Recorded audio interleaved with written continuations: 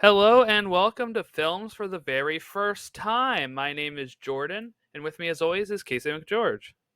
Oh, how's it going, everybody? It's going well. We're actually not talking a film today. For the very first time, we are talking a television show. Um, as we're kind of continuing, I know Christmas is over from the point that this is released, but we're going to have a little bit of a Christmas festive here with a Office episode, and then we're going to talk about the next two episodes after that. And then again, And just in for all fairness for yeah, us, it's still before Christmas when we're recording this. So, yes, yeah, and for clarity too, originally our podcast name was not going to have films in the title, so we were going with TV shows. So just going forward, it could be a TV show, could be a film, um, that we're going to sit down and watch and discuss. And it's not just like I don't think we'll ever get into like, oh, you've seen this show but not this episode. I think it's going to probably be like, shows we haven't touched or yeah, maybe have barely seen it all. Like maybe we just caught a glimpse of yeah, late at night or passing through. Or maybe you watched like part of one season, but you never really kept going with it for right, whatever right. reason. Stuff like that.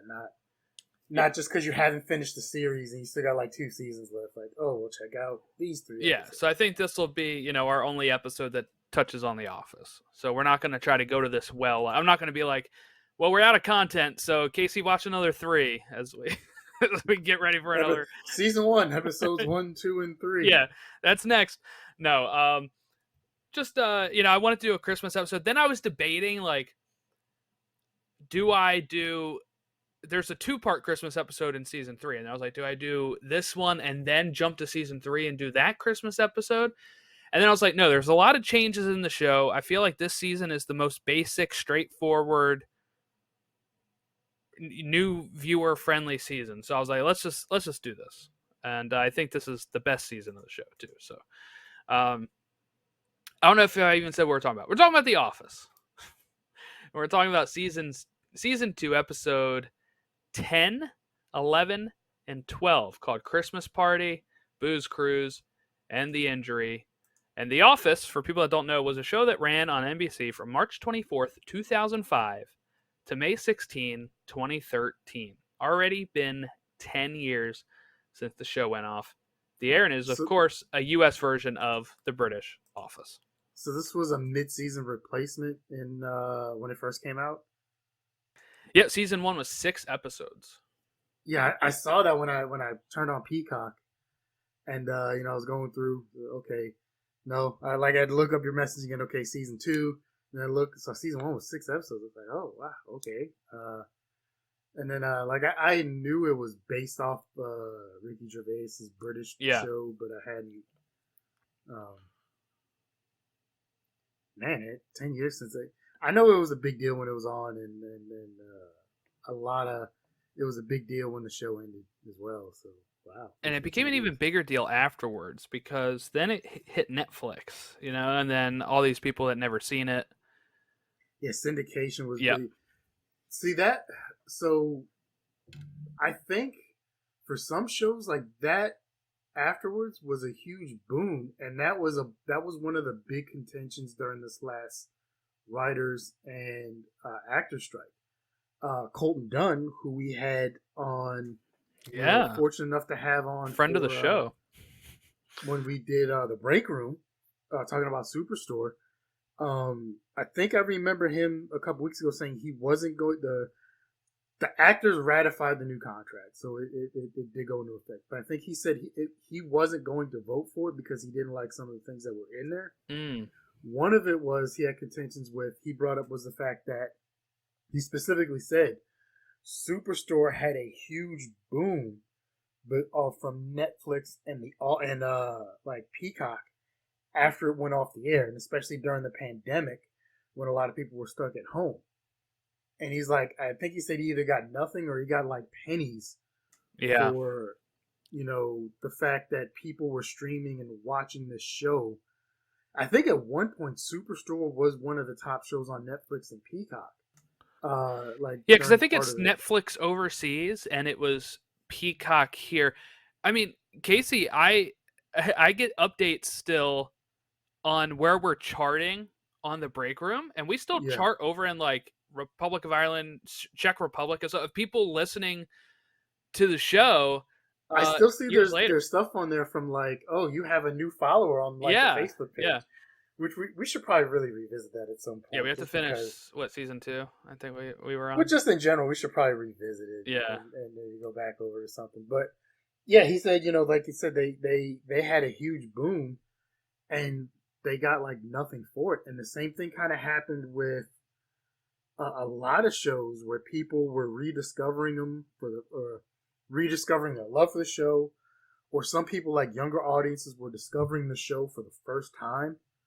Um, due to the pandemic and then being stuck at home and then trying to flip through, and then all of a sudden, like they were getting nothing for it. Like the studio would sign like hundreds of $1 million worth of deals for certain shows to stream it on whatever streaming service, but then the people involved with the show would kind of get left out, and it's hopefully they get better taken care of for that. I mean, you got myself. Hopefully, like I said, hopefully they get taken care of, a lot better with that. But yeah, I know this is another show that had like, I don't even want to say a second. I think maybe like a third boom during the pandemic, yeah. and then when Jenna Fisher and one of Angela the other Kinsey. Yeah. started the Office Ladies podcast, which I think the first one I remember was Fake Doctors, Real Friends from Scrubs. They started doing a podcast talking about the show. And then that became a huge hit, especially podcasting wise. And then it drove up interest in the show. So then I see other people started doing it. Two people from Psych have a Psych Rewatch podcast. Yeah. There's the Office Ladies. Boy Meets World. Yeah. Some of the cast from Boy Meets World has a rewatch podcast, and theirs has been really eye opening with a lot of stuff that's come out, and stuff that they've talked pretty openly and freely about now, especially since they were like teenagers when they were making that show. So Yeah. So we just talked about how long it ran for and how it's been around for a while. And I want to say this to listeners too, that it's not like you're not a comedy guy, right? You've watched shows that these people have created. Justin Spitzer was a writer on The Office. He created Superstore. That's how we met, Casey. And then you've watched Good Place, right? You've watched Parks and Rec and Brooklyn Nine-Nine, right? And so, in all fairness, some of these shows, because so when did you say this first came out? 2005. I was still in the military at the time. So between like deployments and just working in general, and then you kind of get a set schedule. So sometimes it takes a lot to adjust your schedule to watch a new show. Like, okay, now I have to fit in an hour on like Wednesdays, to watch this, or 30 minutes on Tuesdays. It's not like now where you can just, like, the great thing about now is you can just watch stuff just about whenever you want. You had DVRs back then, but it still wasn't as good as it is now in that aspect. But for some shows, it just takes me a while. Like King of Queens and Seinfeld and Friends, I didn't watch until the last maybe 10 years. Really? Seinfeld even? I would catch glimpses here or there, but I caught Christmas sales or Black Friday sales or Amazon Day sales on the box sets for all three of those shows. Actually, no, I don't. Do I have Friends? I don't know if I have Friends. I think I watched Friends online, but I might have bought the box set. I don't know. But I know I had the box set of King of Queens and Seinfeld. And it wasn't until, like I said, maybe the last 10 years where I got bored and I was like, you know what? I might as well watch these shows. Like, I spent money on them. There's this box sitting there. And, they're 30 minutes, so you can watch them. You can kind of do other things. You don't necessarily have to, like, watch them intently. It's not like a Walking Dead or something like that, Game of Thrones, where, especially when it's new, where you're like, oh, I have to watch every little thing in every scene. I never got around to it. The show didn't seem like it would appeal to me. And then King of Queens was kind of funny. And like I would catch some on syndication here or there, so that's why I was like, okay. Yeah. Same thing with, like I said, Seinfeld. I just did Brooklyn Nine-Nine. I still got to finish that last season, although I don't want to Same. watch the last season. I haven't watched the last one. I have the finale of season 7 of Brooklyn Nine-Nine and the whole final season to watch. Yes, so there's just sometimes it just takes me a while to get in the shows, and especially if it's like really popular. Partially, I'm a contrarian, so it's like the show can't be that good. I'll stick over that. So Skip over that. I started watching this during one of the episodes we're going to talk about. Booze Cruise was the first episode I'd ever seen of this show. I just watched My Name Is Earl. I went upstairs to like do something, and then my dad had watched My Name Is Earl, I guess, too, and then this was on after it or something. And I caught like bits of it during Booze Cruise, and I sat down and I was like, "Oh, I'm liking this." And I had heard like things about it, good things about it. I don't remember how much I watched the rest of that season, but the following year they had Black Friday sales, and The Office season 1 was like $6, right? For 6 episodes, not bad. And I remember I put that on my Christmas list. And I was at this point a freshman, sophomore in high school.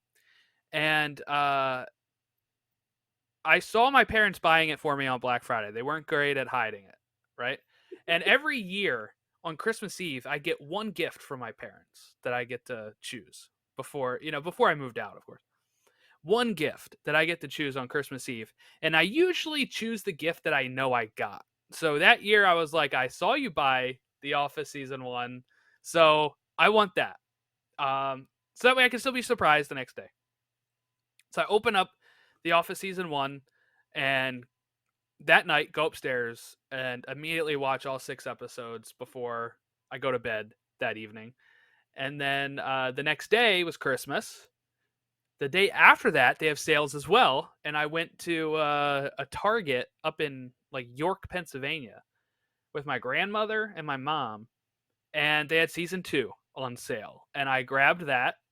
I watched that, and at the same time, I think I was already watching season 3 live on TV as well. So like, but I had not seen the previous episodes, and this was before, of course, you could find them somewhere. So I was like, I had to buy the DVDs to know everything that was going on. At season 3, it's not in syndication yet at all. Yes, either, so. Exactly. And the whole show wasn't in syndication yet either. So it was just, that's my memories of it. And then even like season 4, they had a office convention at Scranton, Pennsylvania, and my parents took me to that, and we got to see like a panel with the cast and crew. Oh wow! They showed us. They went to actual Scranton, but they. Yeah, they went to actual Scranton. Yeah. Okay. And then actually, so I went there. I got to go to Poor Richard's, which they mentioned in one of these episodes, which is a real bar there. So I was really excited. I went to Steamtown Mall, which appears in season 3, and they had the episodes playing in the food court, and I was like, it was amazing.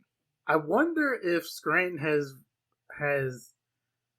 had a boom in tourism due to The Office. Definitely. I just went back there again 2 years ago. I went up to the Baseball Hall of Fame in New York. On the way back, I asked my wife, I was like, we're going to stop in Scranton. It's on the way, right? So we stopped in Scranton. We ate some food at a party that, at a place where they had like a wrap party after the show was done or something. I was able to go there. We went back to Poor Richard's. We went to the mall again. It was kind of dead, but that's where they have the Welcome to Scranton sign. And they had like murals. There are murals around there. They had like a little map that was like, here's a location that was mentioned in the show, and like to go follow it and stuff. So yeah, they've definitely had a bit of a boom in popularity of people actually going there. So you know what show I got onto really late, and I couldn't there's 2 shows that I got into really late. I couldn't understand. Once I watched them, I was like, how did I miss out on these? One was Scrubs.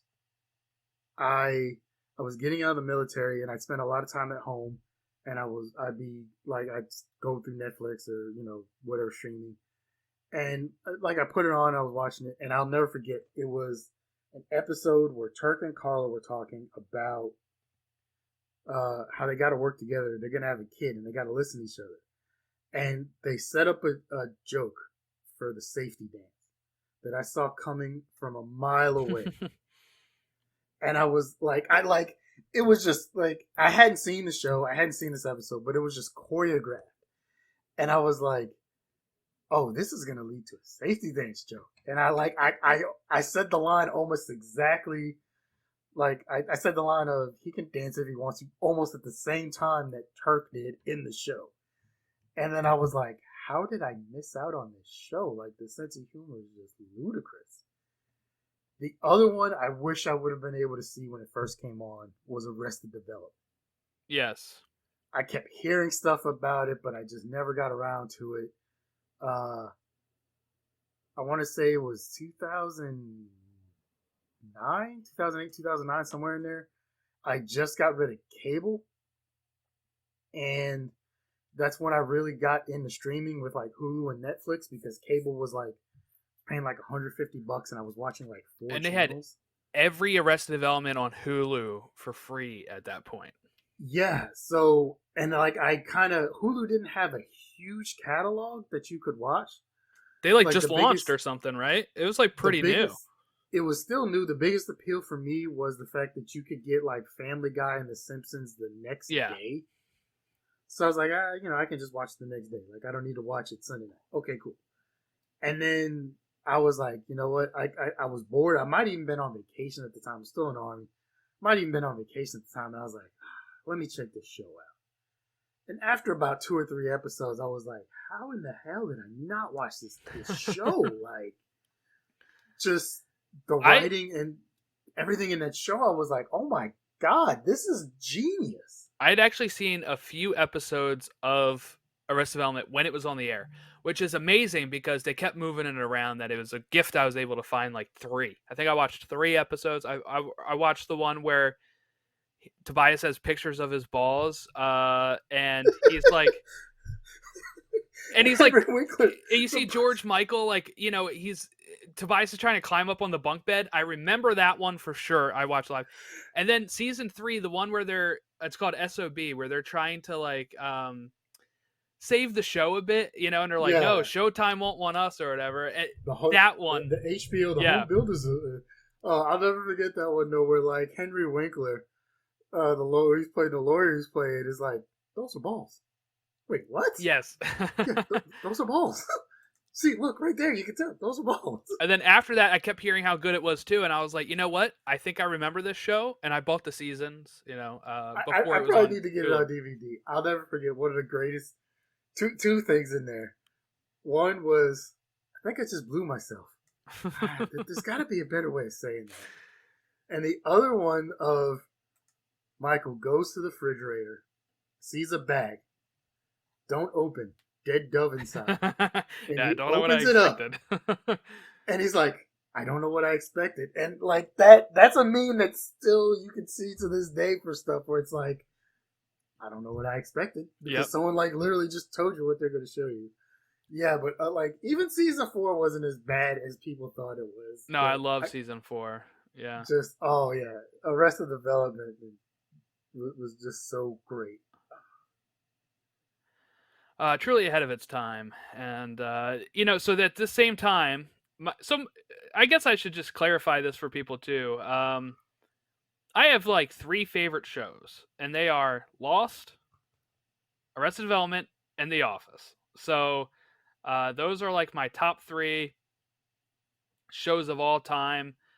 So I'm very happy to be able to share this one at this point. So we're going to dive in. You kids out there, you guys just won't understand what a phenomenon Lost was when it first came out. It's funny. We've touched on all of my favorite shows on this because we talked Lost during the Lord of the Rings. Yeah. We just talked Arrested Development, and then we're talking The Office here. So like when people talk about like water cooler talk, like that was the epitome of water cooler stuff back in the day because you never knew the first couple seasons. I want to say up to like season 3 or so, like you had no clue what was going to happen from week to week. And it was just like, oh my God, did you see this? And people are trying to, that was one of the first shows I remember the internet getting really big into it. People trying to decipher every little thing that they would see. Oh, yeah. It was also one of And the then, first podcasts I listened to.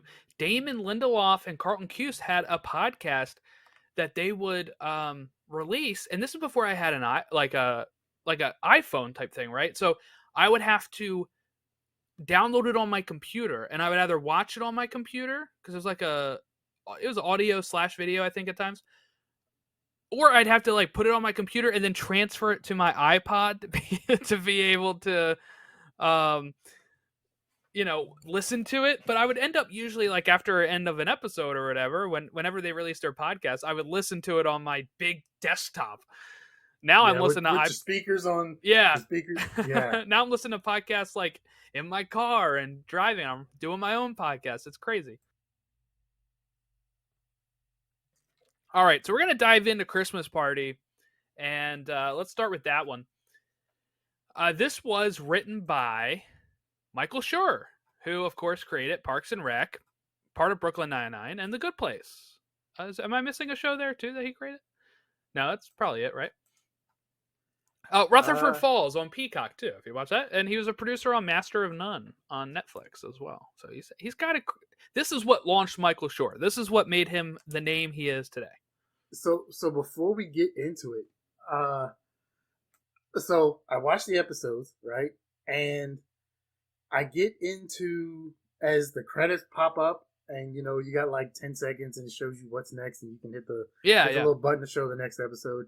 And the credits pop up, and I'm like, okay, it shows directed by whatever. And then it's like, I think BJ Novak was a producer or something on it. Mm-hmm, yep. And then it shows like Mindy Kaling was a story editor, and I'm like, so at first I was like, wow. And then I'm like, wait a minute, were they just budget strapped or something? Like, okay, Mindy, this week you're editing, like. But then I thought she's done it for more than one episode. But I was just like, yeah, I guess I can explain that for people that may not have known. But what this show did originally was that season 1 is really mostly focused on like what you would see on most like covers and like promotional stuff is Michael, Jim, Pam, Dwight, Ryan, which is BJ Novak. And yeah, you're gonna have to explain some stuff to me. Yeah. So what happened is they decided that they wanted to have some of the writers act on the show. And mostly as like bit parts, but Ryan was originally, I think, hired as a writer, and then he would also end up playing BJ Novak would then end up playing the character Ryan. And they this was something Greg Daniels really wanted, was having some of the writers also act on the show. And then that way, when they are on set, they always have a writer on set. There's like, they're able to kind of see how it was like to create this harmony of, okay, you're going to be able to have like our writers and our actors are kind of together. And it worked really well. You have BJ Novak. Mindy Kaling was really just a bit role in the first season, and kind of season 2 is when she takes off as Kelly. And that's what launched Mindy Kaling's career. She was originally just a writer on the show. And then some other writers that are on here at the same time, like Michael Schur actually will play a character named Mose, who is Dwight's cousin, in a few episodes. Some of the other writers, Larry Wilmore played somebody in season 1. Yeah, he played somebody in season 1. But the main ones are BJ Novak, Mindy Kaling, and Paul Lieberstein. Paul Lieberstein is the one who plays Toby, the HR rep. And then Steve Carell actually wrote the finale of season 2. So they've had quite a few of them really pop up every so often. And the cool thing is too, the where they put the people that are writers as well is what they call the annex, which is like behind the bathrooms. It's in another little section of the office. So that way they're never actually like, if they're not in a scene, they're writing. They're usually writing, and they don't have to ever show them and have to worry about continuity because they're in a whole separate part of the office. So they don't have to worry about like, oh, we need Paul here to sit here for 10 hours. No, he's off writing the show. And then when his scenes come in, he comes in. But yes, that's how it kind of started like that. I don't know. That just seems like maybe they're trying to get a little cheap with some of the budgeting. Like I said, okay, Mindy, you're gonna edit these next 3 episodes, so you better get, you know. Well, they were probably. Pro. I think they were like they were a lower budget show at that time. They weren't like they were almost canceled. In all fairness, that show doesn't 2. seem like it needs a ton of budget. Like when you're set in an office like that, if you're not going on location, as Abed will call it, they all seem like bottle episodes. Mm-hmm. Like, yeah. If they're not really leaving like Dunder Mifflin there, like, and it's not like even with Friends where you got to have like 3 separate apartments and like the coffee shop downstairs, which I still don't understand why they never like made that coffee shop never went as an actual coffee shop that was put out into the world. But especially since that was around the time Starbucks was getting big, you would have thought that would have been. They could have made money, just make a central perk and have it be everywhere. Yeah, I couldn't think of the name. Like, why are we not seeing a bunch of central perks out there? I don't know, but so yeah, like even there, like you still need like a whole bunch of sets. The Big Bang Theory, you got to have at least 1, 2 apartments. Then you had the school, then wherever else, Howard's mom's house, and so. Set wise, you still have to have a whole bunch of other things. This doesn't look like it needs a ton if they're keeping it inside Dunder Mifflin. Yeah, it's really, they just have, especially in these early seasons, it's pretty much just here, right? It's like just here. Now, of course, the next episode we'll talk about, they do go on a booze cruise, so they do have a little bit more. And if everybody's working out of cubicles, you really don't need to like change it up that much either. Yeah. So there's not like a lot of like, okay, we got to break down and move this other set in real quick, or change this set to look like this. Like, hey, there's the boss gets his office, right? And it looks like, at least from what I saw, everyone else just has a cubicle.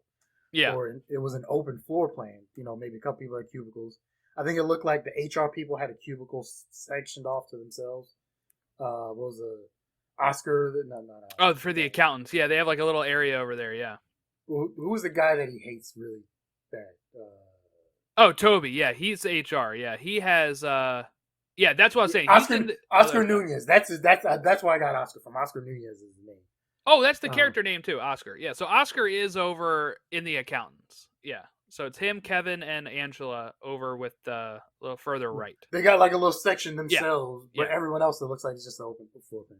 And I'm going through Reno 911 again, and I just saw him playing like a fake Homeland Security advisor that duped the Reno Sheriff's Department, which was great. That's the fun thing too. This show, actually, a lot of these people have the same names. I saw one of them, like Creed. I think is Creed. Is Creed?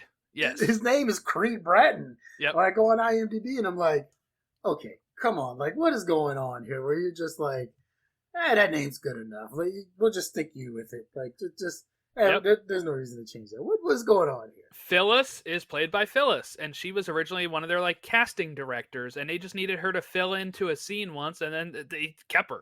Like that's that kind of stuff that they just this show seems like there was some shenanigans that went on, and now there's a bunch of stuff written into like these writers' contracts, like the new Writers Guild contract and the new Actors Guild contract that like kind of prevent some of this stuff from happening. Like, okay, you got away with it in the office, but you're not doing this again. Yeah, maybe. Yeah, I don't know. But yeah, so they kind of had a lot of stuff like that. Creed Bratton was just like a background role that they did that, and then they just kept his name as Creed, and then they've just kind of expanded into no, he's like Creed as in his real character Creed Bratton. It's him. And when they reference at times Creed used to be in a band, and it's it's his actual band that he was in. I saw that on IMDb. Yeah, so they kind of do a lot of stuff like that with some of these side characters. So Christmas party, we start off here with a cold open with the Christmas tree, which is too tall for the office, so they end up uh, ruining the ceiling a bit. And then when we come And back from the theme song, they're cutting taking it it into with a a little paper cutter, Yes, yeah. with a paper slicer. They're cutting it off with a paper slicer. Yes, and he said that's a perfectly good mini tree, Kevin. So Which, they're in having all a little fairness, it tree. wasn't a bad little mini tree. Like, you could put that like on top of a Hmm. little mini fridge, like in a break room or something. I could see that. Yeah, I like that a lot actually. Let's not be wasteful, right? Let's use stuff that we have. You already Um, ruined some forest creatures' home. right. And then Honestly, I'm surprised there wasn't like I didn't see. I don't know much about the show, but I'm surprised there wasn't the hijinks like, oh, there was a possum in that tree that got into the office and like caused oh, that havoc would or probably something. be. That sounds like a season 7 or 8 thing. I'll tell you that. Or They run out or of like ideas. as we saw, that was like with the raccoons in Superstore where they were just like, Yeah. Um. All right, and then we have Jim sharing the gift to the camera, where everybody's had a Secret Santa. He luckily drew Pam, and just to kind of set the stage here for you, Casey, I'm sure you've heard of them before, but Pam is engaged to Roy, and Jim has a little crush on her. yeah, I saw that from this episode and the next episode. I kind of I got the gist of that. And then, have you ever done a Secret Santa? Yes, at my Did it work office. out well? Yeah, I actually got a Funko Pop, a Star Wars Funko Pop. It actually worked out pretty well for me. Nice. Have you ever done the white elephant one? Yes, we used to do this at our Christmas. One of our family Christmas places used to do this, and actually, they do it at my wife's side still sometimes, where everybody gets a gift, but it was purposely for White Elephant. We just didn't turn Secret Santa into White Elephant, but Yeah. Like they let you know ahead yeah, of time. they Like, know ahead hey, of time. And I always liked it. I always liked playing this, but we did a little different. It'd be like it's something to do with like a deck of cards. Like we would pull a card, and if you had like a high number, then you went and got the gift, and then it was like how they would call numbers or something was through the card or something.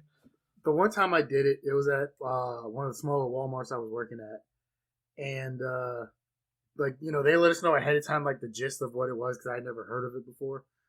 Um, but when we did it, the rules were like, however, they set up an order of like whatever the order were that everyone was gonna get their present, but their rule was a present could only be stolen like twice. After Yes, it was taken something. like Yeah, the second time, it was off the board. So like with the iPod in this one, like it couldn't go from like person to person to person to person. Like if it was in there, okay, I got the iPod, you could take it, and then someone else could take it from you. But after that, that's it. It's off the board. Like you gotta, if you want it, you gotta. and that's to limit this type of stuff where everybody's going after the same gift One over and over particular again. gift. Yeah.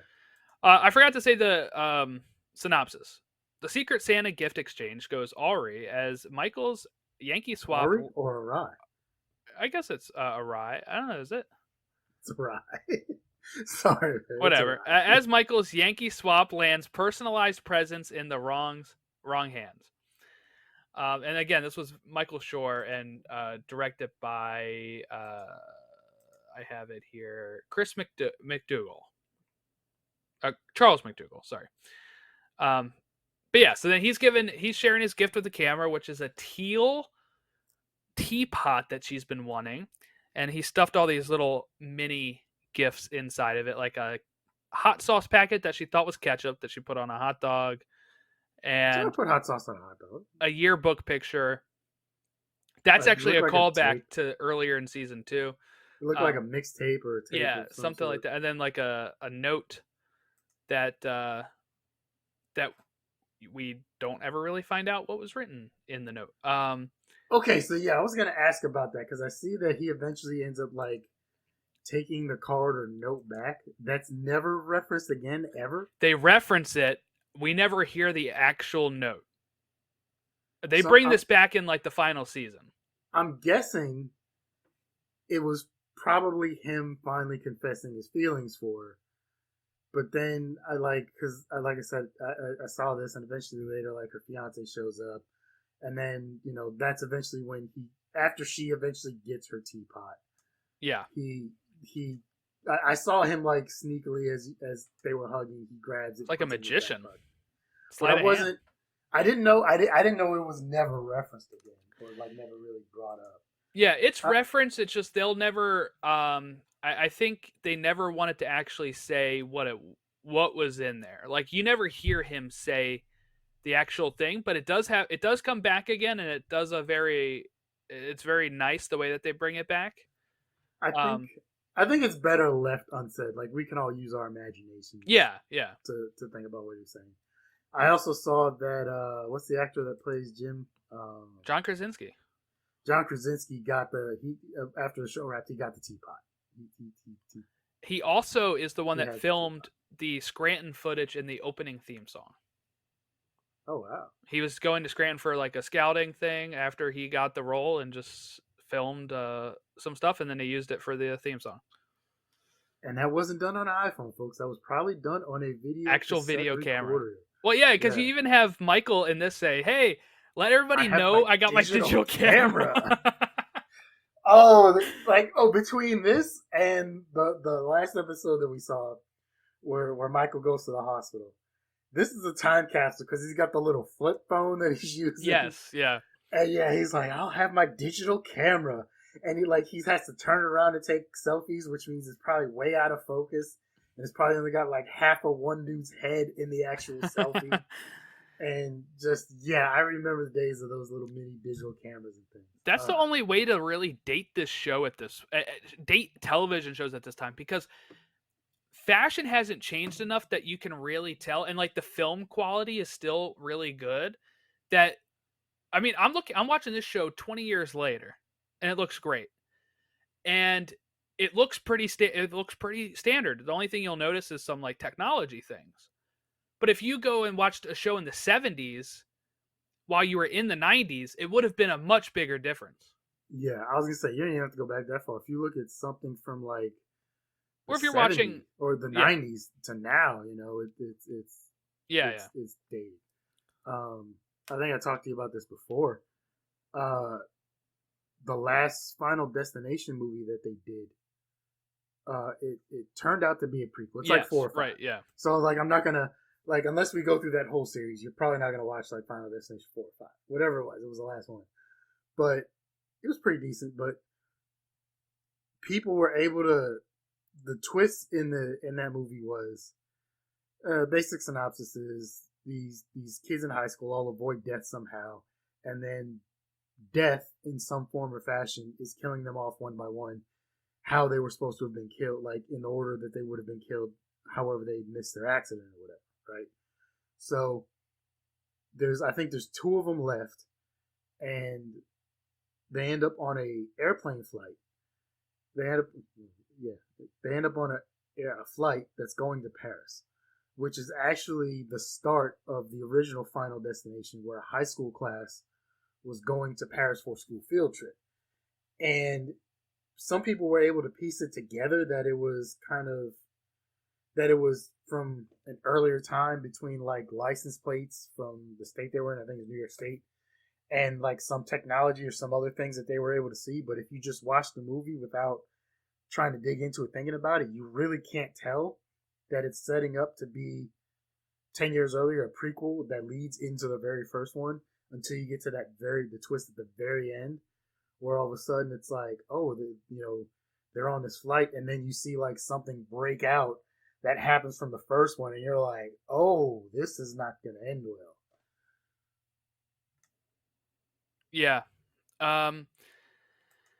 Yeah, but that's not the only way that you can really date this stuff now is technology, because fashion hasn't changed drastically enough. Like, especially office fashion, like they're all in the suits. It looks pretty standard compared to today. I'm not even fashionable enough to be able to tell unless it's like bell bottoms or something. Me too. I mean, I don't. I mean, I wear like my personal life. I wear like t-shirts and track pants a lot. Right. Same. Exactly. I will say though, I watched it on Peacock, and it looked good. I mean, I don't know if we had HD TV. No, we didn't have HD TVs at this time. Yeah, so this would have been upscaled, I think, or it was originally shot on this well, and then like obviously the way that it aired was on Because a standard def. I remember when HDTV was first really kicking out. We had just got back from one of my tours to Iraq, and it was the year the Patriots were undefeated going into the Super Bowl. Oh, right. So I just got in, like I came back. We got a new TV, and I got a new TV, and we've been back maybe a month or two, and everybody's starting to have Super Bowl parties, but not everybody had upgraded or gotten new TVs. So they're like, "Oh man, I got a Super Bowl party. You should come." You got the game in high definition over there? Oh no, I ain't got a new TV yet. I watched that Super Bowl by myself because I was like, it's one of those things. Once you see it, Yeah. something in high definition, you can't go back. And I was a snob. I was like, yeah, I can't. Oh, it's not that big of a difference. I'm like, no, it is a big difference. Trust me. Especially in like 2008, times. It's like, no, this is a big difference. I am not watching it on a little 27-inch TV. Right. Everybody crowd around. Like, no, I need to see it in glorious high definition. Then we have what I call the HR nightmare here. Michael running in saying, "Ho, ho, ho, pimp," as he goes into the party planning committee. And, he wants everybody to be wasted at this thing. He wants people going crazy, lampshades on the head.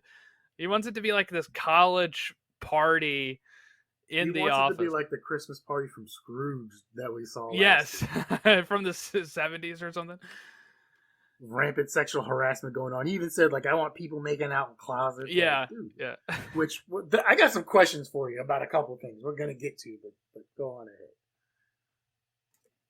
ahead. Yeah, so that's what he's doing. And then the party planning committee is like, HR's not going to let us have booze here. And he's like, yeah. I think they even said corporate said, like, no alcohol at the party. Then also we have Daryl from the warehouse talking to Michael, asking to be Santa. And him, have you ever seen Santa? He just didn't want to say those words. Yeah, he just, which, look, he probably saved his job by not saying the words that he wanted to say. So Craig, how much was Craig Robinson in The Office? In these seasons 1 through 3, he's a little bit like in a couple episodes every so often. He's kind of like a bit role, and then he becomes like a full-time regular later in the show. Because I remember after, I think what the first stuff I started seeing with him was, I think, probably with like Seth Rogen and a couple other things. But they would always bring up that he was in, Craig Robinson from The Office. But I wasn't sure because I didn't see him a ton in this. Yeah.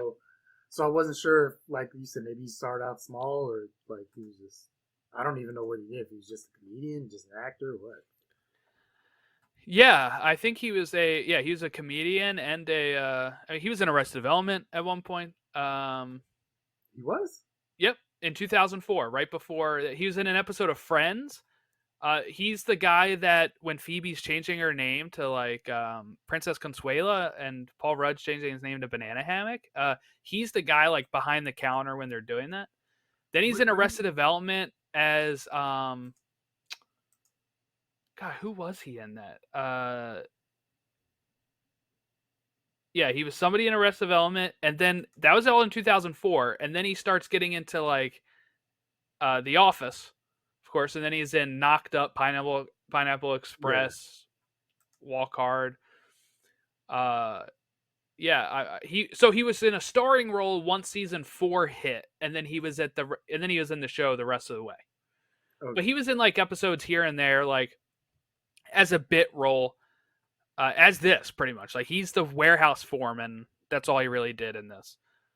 I was trying to find out how many episodes he's actually been in out of all of them, but he was Studio Guard 1 in Arrested Development. In the episode called Switch Hitter, I think that's the one where they're having the company softball game. He's in that episode doing something. Yeah. So yeah, he's been that's kind of when he first got his start. It looks like 2002 in television, and then kind of had 2004 got some bit roles in other shows, and then landed The Office, and then that's what kind of broke him out into being the Yeah. star he is now. It's crazy how many people came from this show, honestly. Like, this is one of those. It's kind of like Arrested Development. When you look at Arrested Development, you're like, oh my God, all these people are huge now.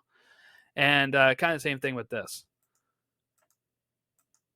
Yeah, so we have the. And then Dwight says he wants to be the elf, and Michael's like, yeah, that makes sense.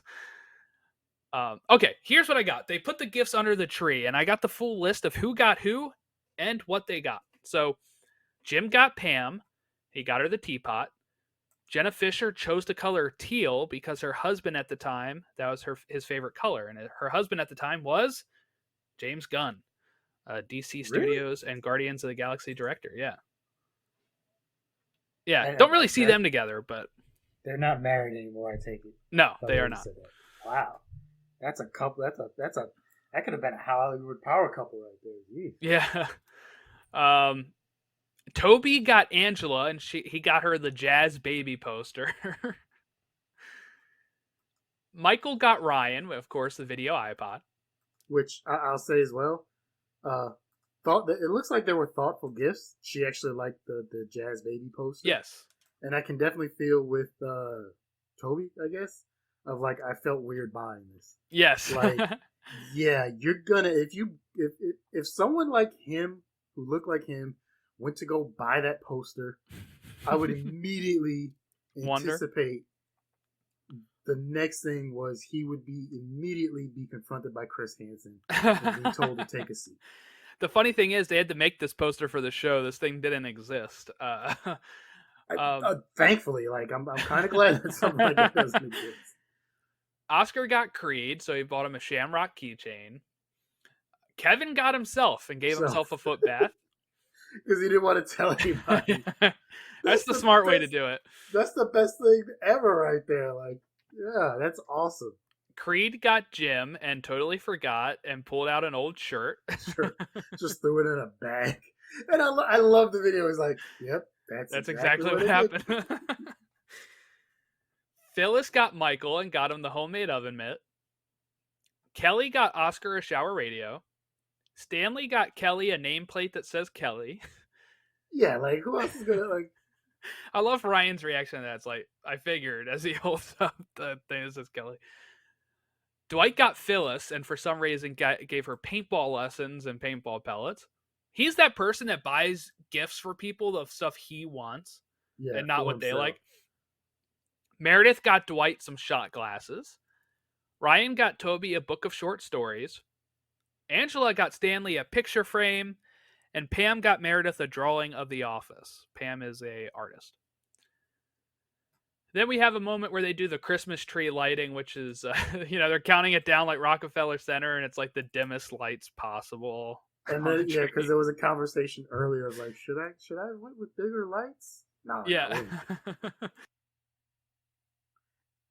The way they filmed it, that was kind of a sad looking tree. Not gonna lie. Yeah, it's based off a real story, I think, with Michael Schur. First Christmas with his wife. They were like, I guess, really excited to light up the tree. And it was just like the saddest thing possible. Do they ever fix the ceiling, or does that ceiling stay like that? Oh no, it's fixed. I was gonna say, because that seems like something that like 6 seasons later, someone finally brings up. Like, we've never fixed this ceiling since that Christmas party. Yeah, I think back then it got fixed like right away. Next episode. Okay, so then they start having the exchange, right? They're going to do Secret Santa. Dwight gives this hard timeline for people to bring the gifts or else you're not getting your gifts, which 5 minutes makes no starting sense. now. And then Michael gets his oven mitt and is so upset by this that he says we're doing Yankee swap. I've never heard the term Yankee swap before.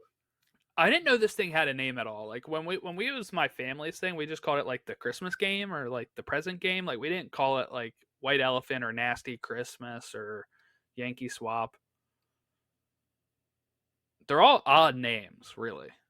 Yeah. I think Yankee swap makes the most sense. I don't understand what White Elephant would mean. I actually did look that up a while ago. one Christmas I looked it up, and it had something to do with like somebody getting an elephant and kind of being stuck with it. Because like think about if you got an elephant as a Christmas present.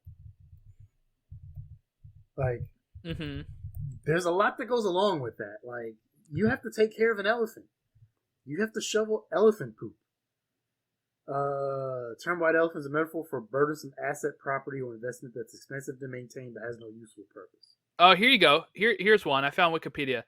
The phrase is said to come from a perspective about the historic practice of King of Siam, now Thailand, giving rare albino elephants to courtiers who had displeased him, so that they might be ruined by the animal's upkeep costs.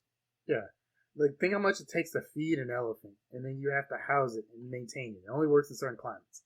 Then you have to deal with elephant poop. It's a lot of poop. So, yeah. Well, there you go. That's what it's called. I like Yankee Swap the most, and I like when they're complaining about it, and Michael just overrides them with saying Yankee Swap in the most annoying way possible, over top of them. Yeah. So they get into this swapping thing. Of course, Pam wants to have the iPod. But before that, we have to bring up the fact that they put a rule in place of no more than $20. Yes. Yeah. And earlier we find out Michael had to fire somebody to save money, and he ended up with a $3,000. Actually, I think it was $4,000. Yeah, $4,000. He ended up with a $4,000 Christmas bonus. So that's why he went a little more lavish with. He gave him some extra money for the Christmas party, and then he spent the $400 on the iPod. By the way, that firing happens on episode 5, Halloween of season 2. So, yeah, so that led to, like I said, then who did he give the present to initially? He gave it to Ryan. He's got like a man crush on Ryan. That's I was gonna say, yeah, you gotta explain what's going on with this dude and Ryan, because then later there's like he's trying to go to school, but he won't let him out of a party. Like what is going on with Ryan and Michael?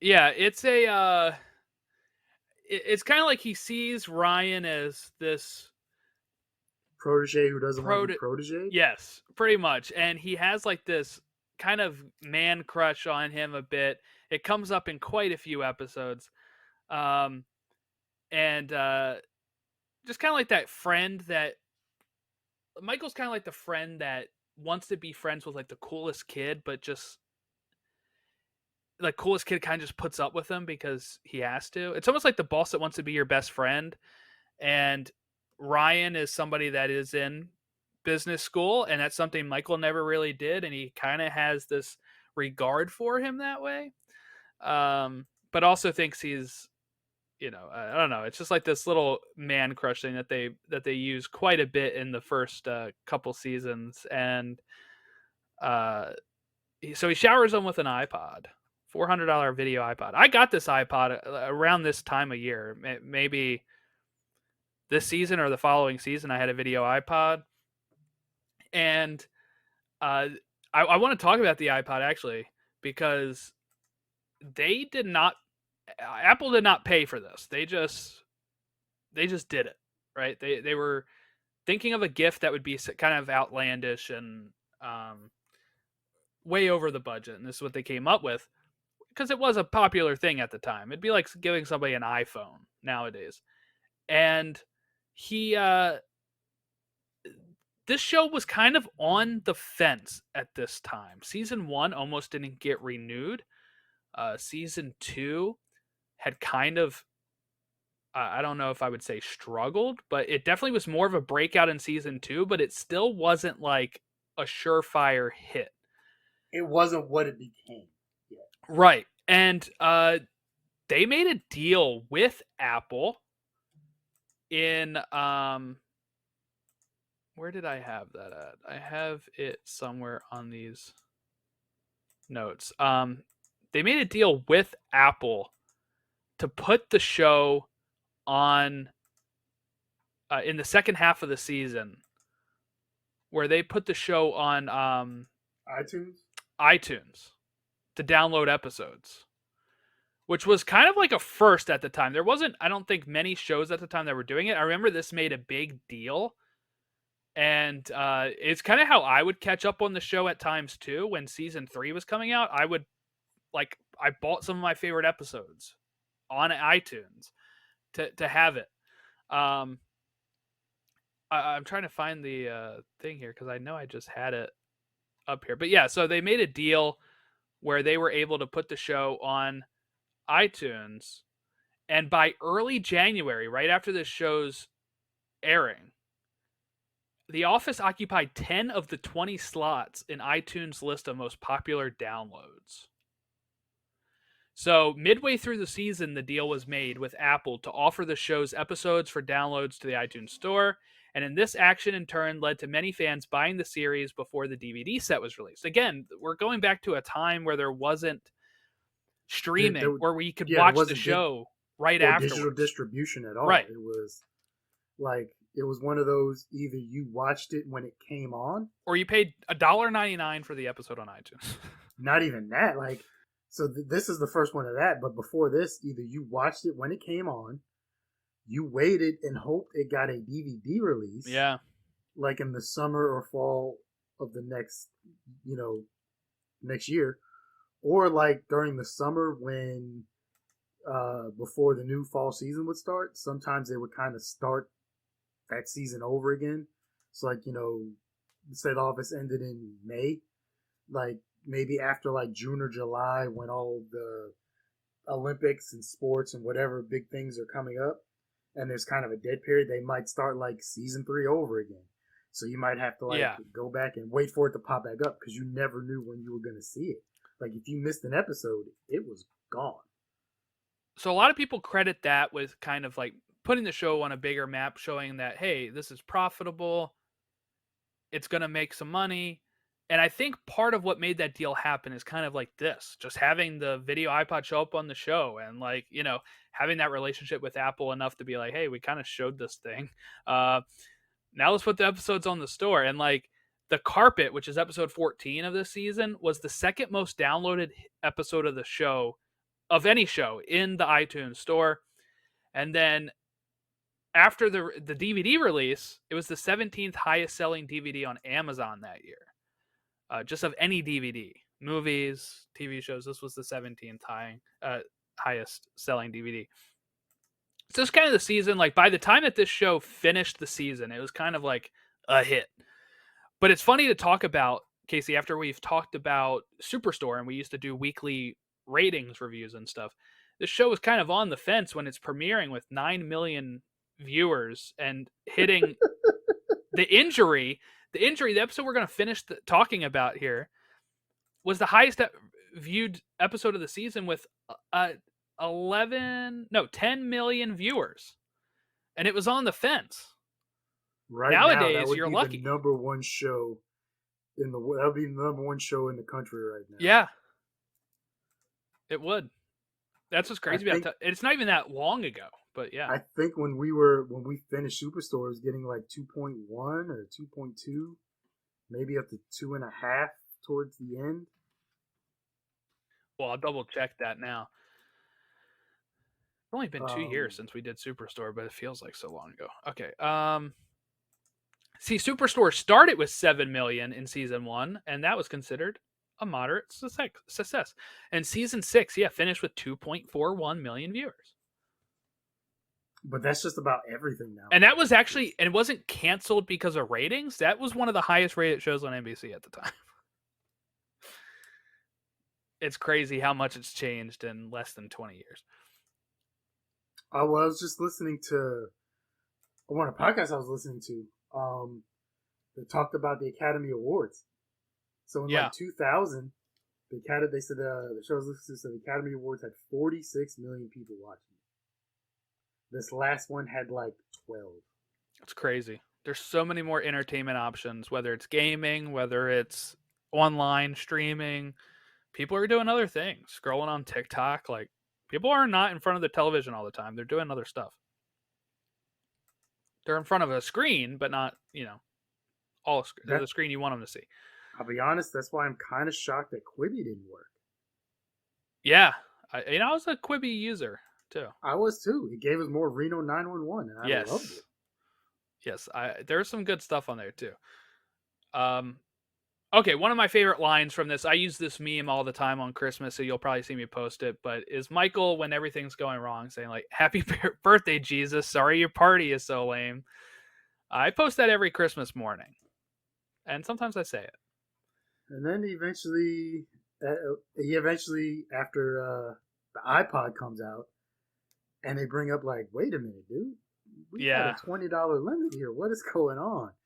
Then he lies to him about the bonus. He tells him it's only 3,000 instead of 4. Mm-hmm. Which I don't know if they ever find out, but whatever. Still, I mean, it's bad enough as it is. So everybody just kind of storms off, which rightfully so. I kind of get that. Yeah, I mean, they were downsizing because of, it's a paper business. It wasn't doing so well. But then he still gets a bonus for firing the guy. That's the kind of stuff that's upsetting them.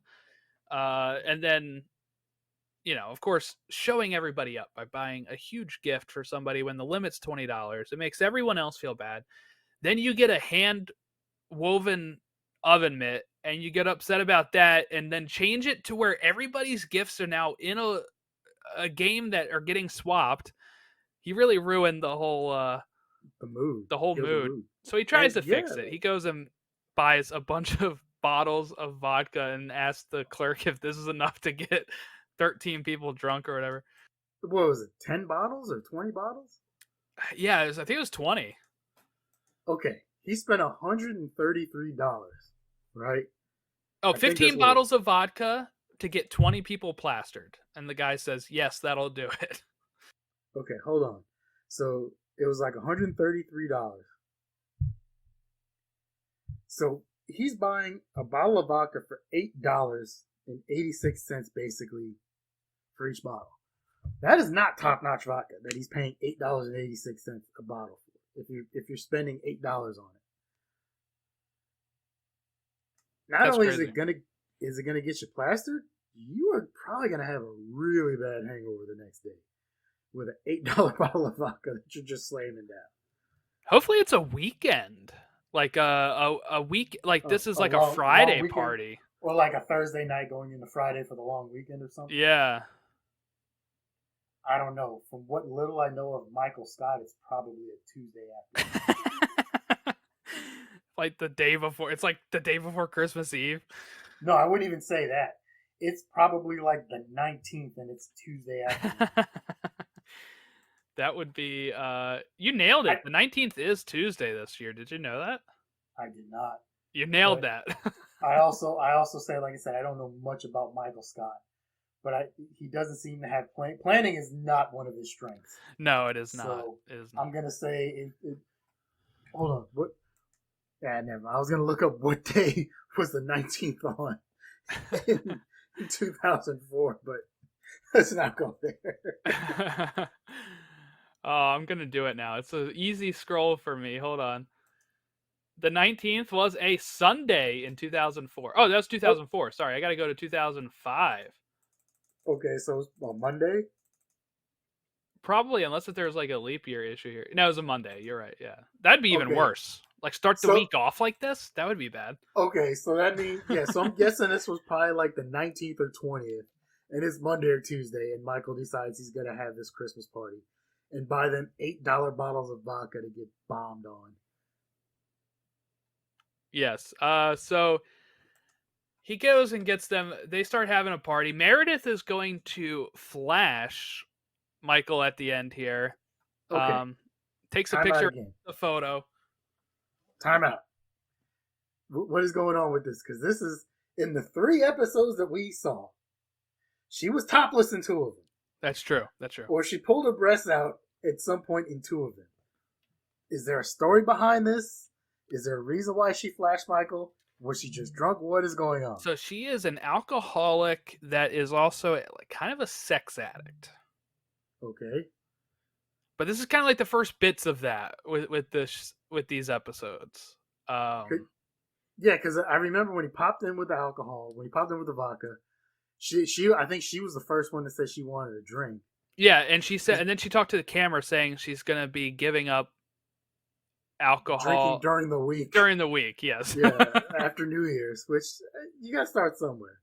But yeah, I wasn't sure, like, because like I said, she ended up with her breasts out twice in 3 episodes, and I'm like, what is like, That's what her. is That's going on Meredith here? for you. Yeah, that's funny. I Yeah, thought maybe she had a thing with Michael at some point or whatever. Because no, even in one no. of these, he said he made out with somebody in a closet or something somewhere. When they were on the boat, he brings that up to Jim. I think he made out with somebody when he was Oh, in the brig there. I can't remember who he said, but I'm trying to think if that was maybe if that's the first reference to Jan that you heard. Um, but anyway, so yeah, she does that. Everybody's going nuts. We get introduced to Phyllis's boyfriend, Bob Vance of Vance Refrigeration. Um, how could you forget Bob Vance, Vance Refrigeration? I love Ryan being like, "What type of work you in, Bob?"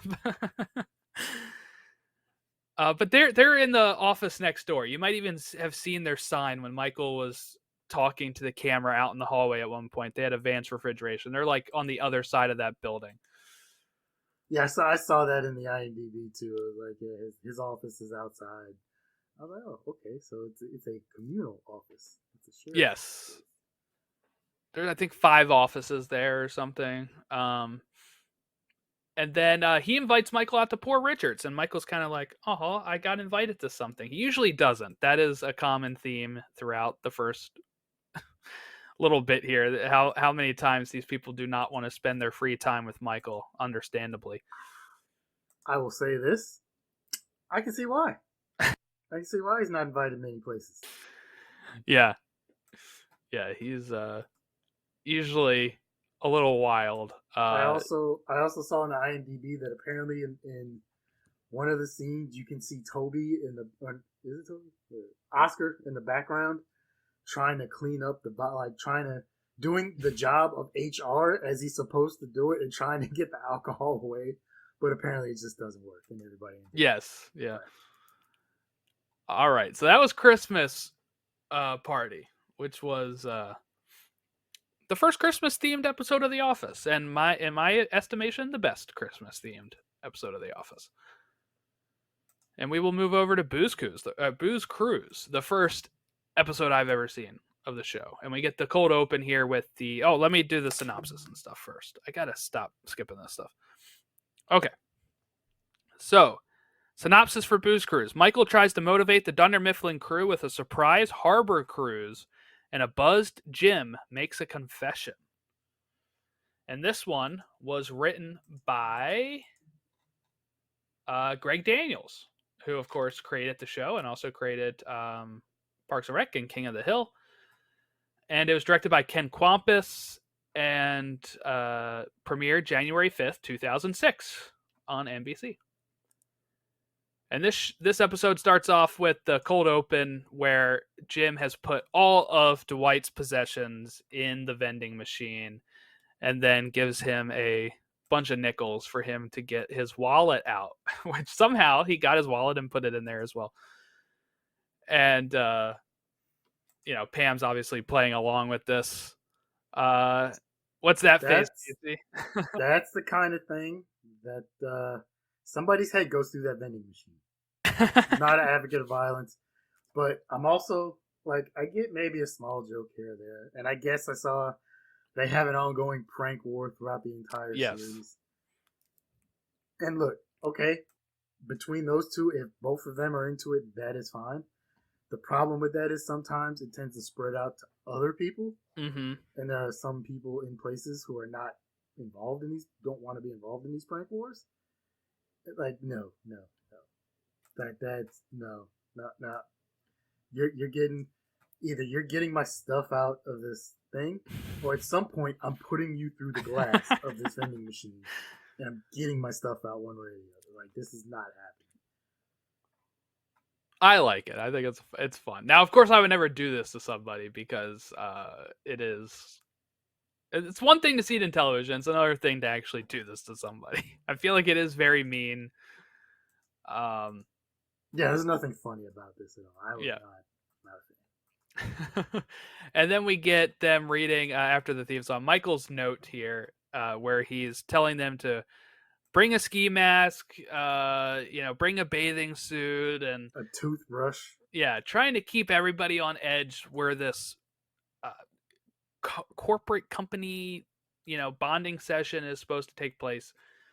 And it gets revealed when Stanley just goes in there and be like, look, does my wife need to ask off for tomorrow? Like, stop doing this to me. And I get this a lot because I am somebody that I don't like surprises like this. I'd be like, tell me what we're doing so I can plan for this because I don't like this. Some people in that office probably have children that they have to do, like, yeah, they have to work stuff out with, right? So let's go back to Superstore. Remember what I used to say about Glenn? Mm-hmm. He's a good person, but he was a horrible manager. I found a much, much worse manager. Oh, yeah. And I did not think I would find a much worse manager than Glenn. Yeah, and it's revealed that it is a booze cruise on Lake Wallenpaupack in the middle of January. It's cheaper.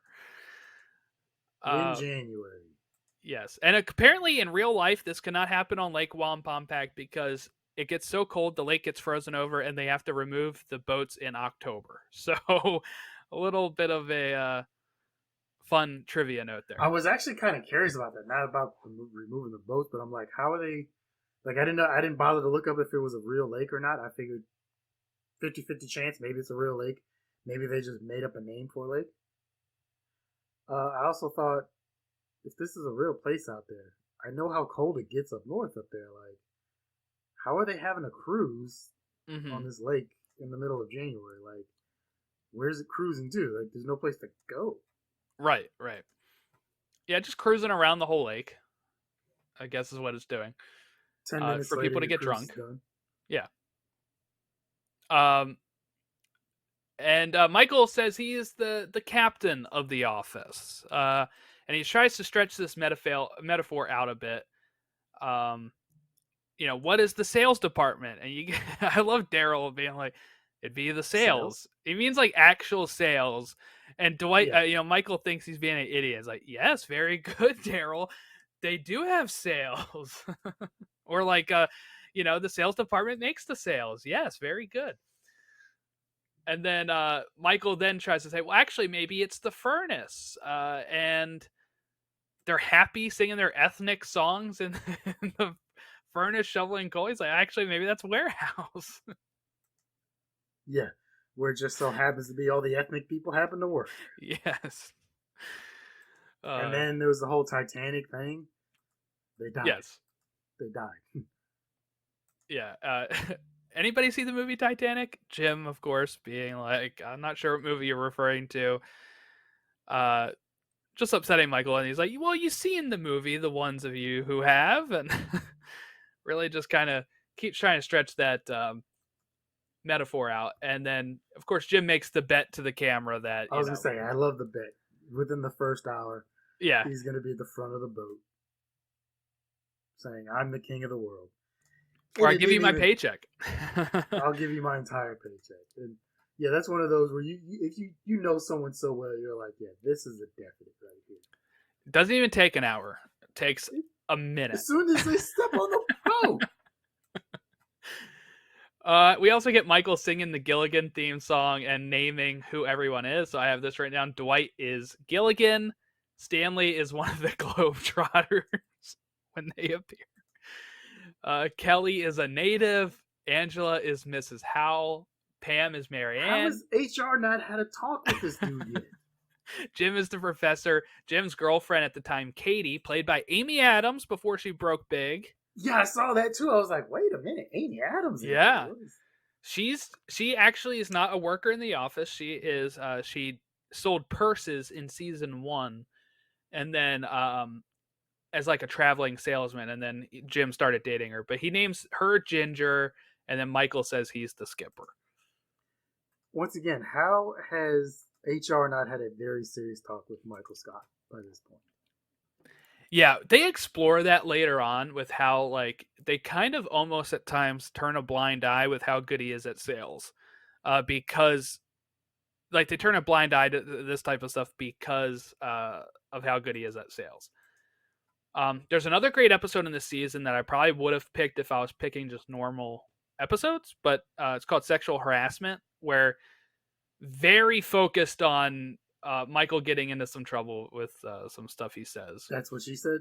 Yeah, that and a whole bunch of other stuff that he said that they have to bring like they have to watch like the video about harassment and all that kind of stuff. And then in season 1 there's an episode called Diversity Day, which features Michael saying a bunch of he pretty much they got called there because he did one of the Chris Rock routines and it did not go well. Sweet. How is this dude employed? Yeah, sometimes when you're at a place long enough, corporate just once you're hired, sometimes it's hard to get fired. So then you have Michael and Captain Jack, played by Rob Riggle, I of love the Daily Rob Show. Riggle. And Step Brothers. Yeah, former Marine Rob Riggle. And in this, he's a Navy person, a former Navy, right? Didn't you say Navy? Yeah, I think he said he was a captain of the ship. Yeah.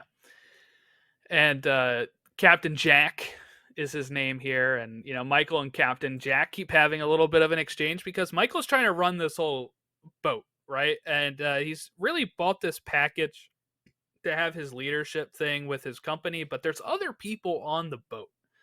And Captain Jack is obviously trying to be the party captain of this booze cruise. And he's responsible for this entire yes. ship. Yeah. Even going as far as like, hey, according to Coast Guard rules, like I have to tell you where like the life jackets are and the proper safety. Right. You won't even let them get through like the safety briefing, man. Yeah. And then we have, Captain Jack's trying to do the whole limbo thing, and he's asking who wants to hold my stick. Obviously, very like flirtatious. Stuff like very that. Cheeky there. Dwight being like, "I'll do it." He's like, usually it's a woman. He says like he's got stronger wrists or something than the woman.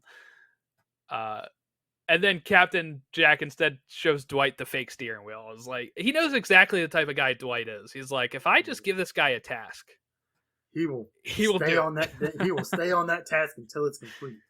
And sure enough, like, okay, so this was my third question. Mm-hmm, yeah.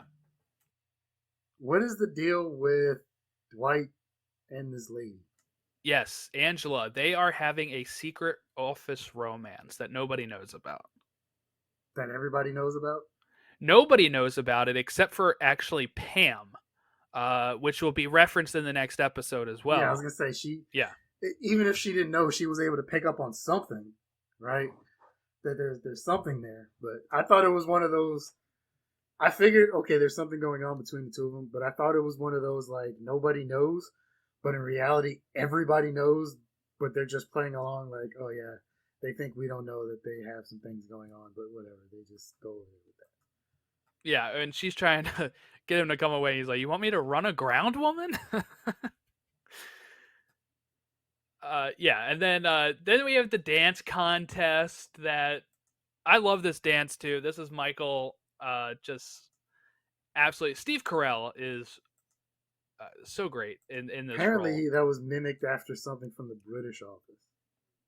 Yes, I think Gervais does have some sort of dance, but this is like a little different.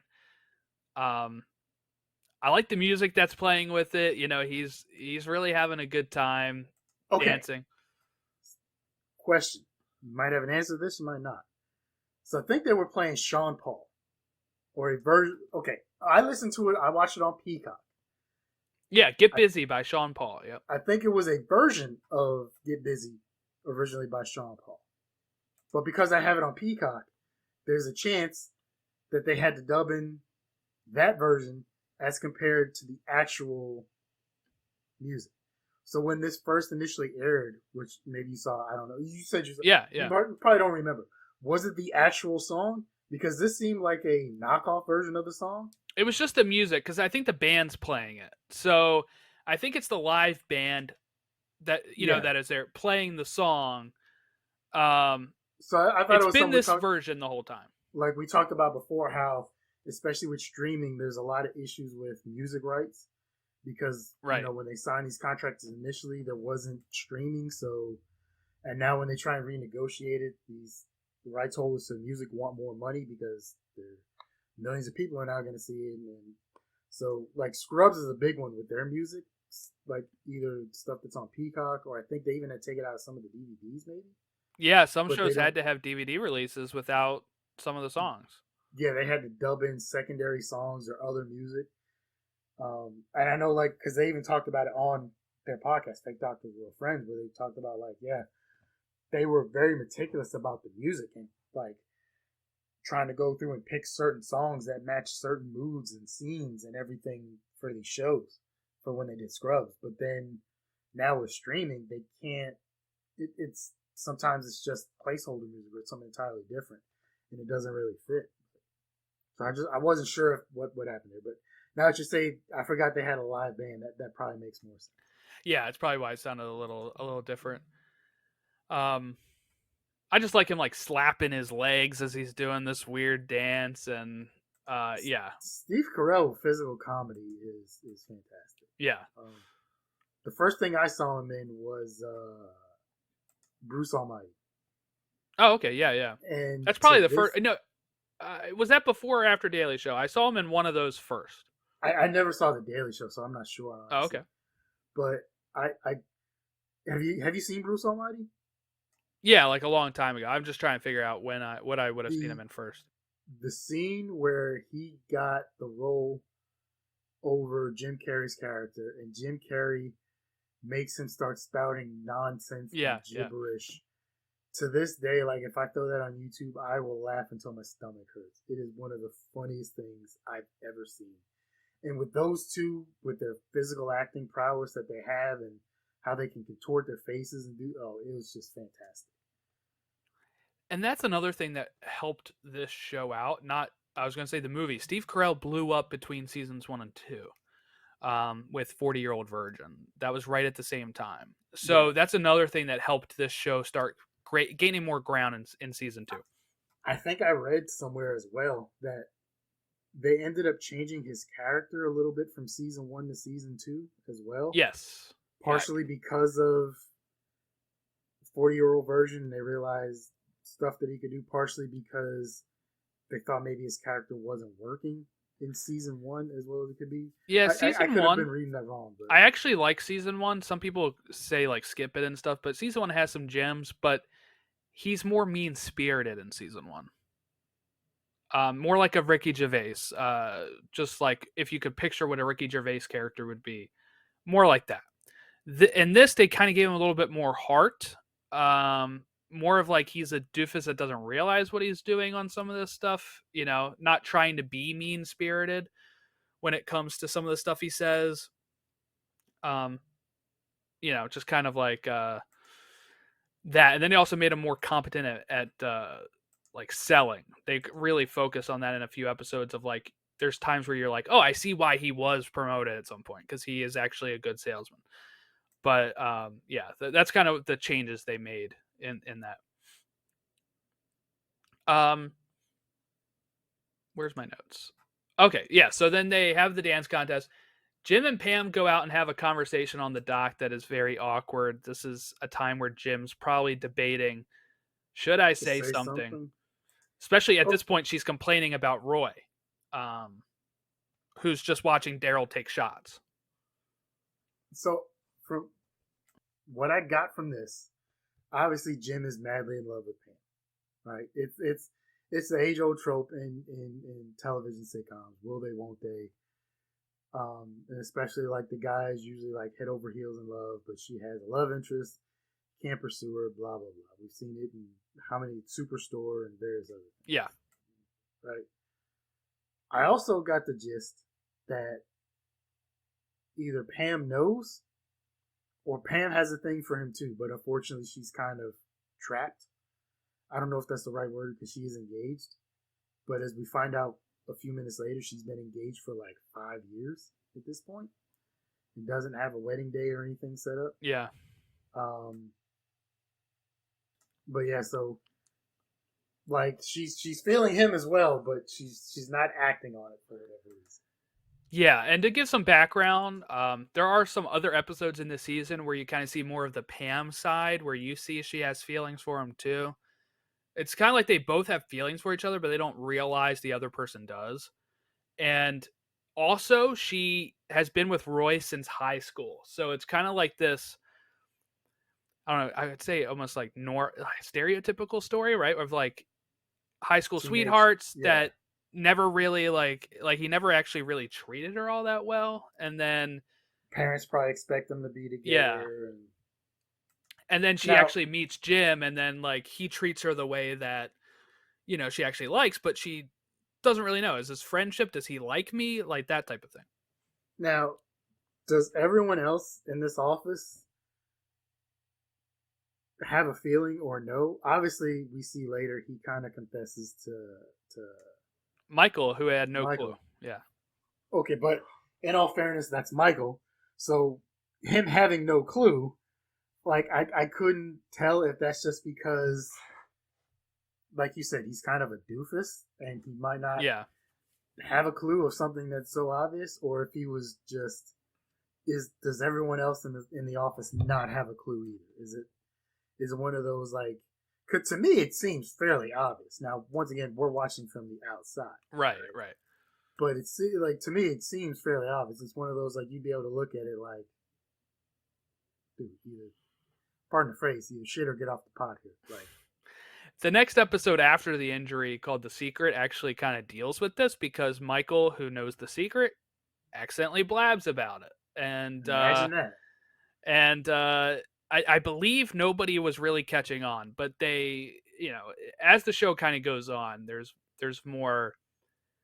I was gonna say where people like at that point they'll know Jim likes her, but I don't think that they think Pam likes him. It's kind of been uh I'm forgetting off the top of my head, but how to phrase this, but I would say like almost like retconned at times, where I feel like later on people will say it was probably obvious, but like in these episodes it doesn't seem like anybody knows. Okay, that like I said, only seeing these three now, I'm Yeah. not sure what the vibe of the whole office is, and Yeah, so then he doesn't really say anything. She's like, okay, never mind, I'm going back in, it's cold. And then Captain Jack is talking with them, uh, asking what like the presentation is about, and Michael starts going into his spiel about how salesmen and profit centers and is who he would save in a fire. And Captain Jack's like, I was a captain in Desert Storm. I wasn't thinking about no customer or anything. After Jim says he would save the customer, sucking up to Michael there. Um, and then he's like, I went home and married her that day, like for his first wife. And it causes Roy to be like, you know what? It's time to set a date, which is funny because Pam had just talked about how yeah, there was no end in sight. because Amy Adams and her character and what's his name, Yeah. um, Roy or Jim? whoever she's dating, Roy, yeah.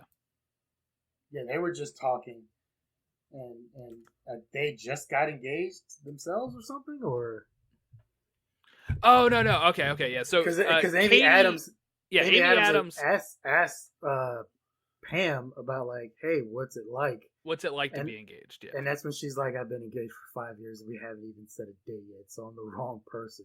Right. Which when you hear that, you're like, ouch, why? Like this is. Yeah. And then, so they're not engaged yet. They've only been dating for probably less than a year at this point. But we do get the scene when Katie is asking Jim, like, hey, do you think that'll ever be us? And he's just like, no. And she's like, why'd you bring me here? Awkward. This was one of the most cringiest things I have ever seen in my life. This was worse than in Superstore when Jonah broke up with Kelly, like right in the middle of nowhere. Oh, right. And then like she just dumps all of his stuff.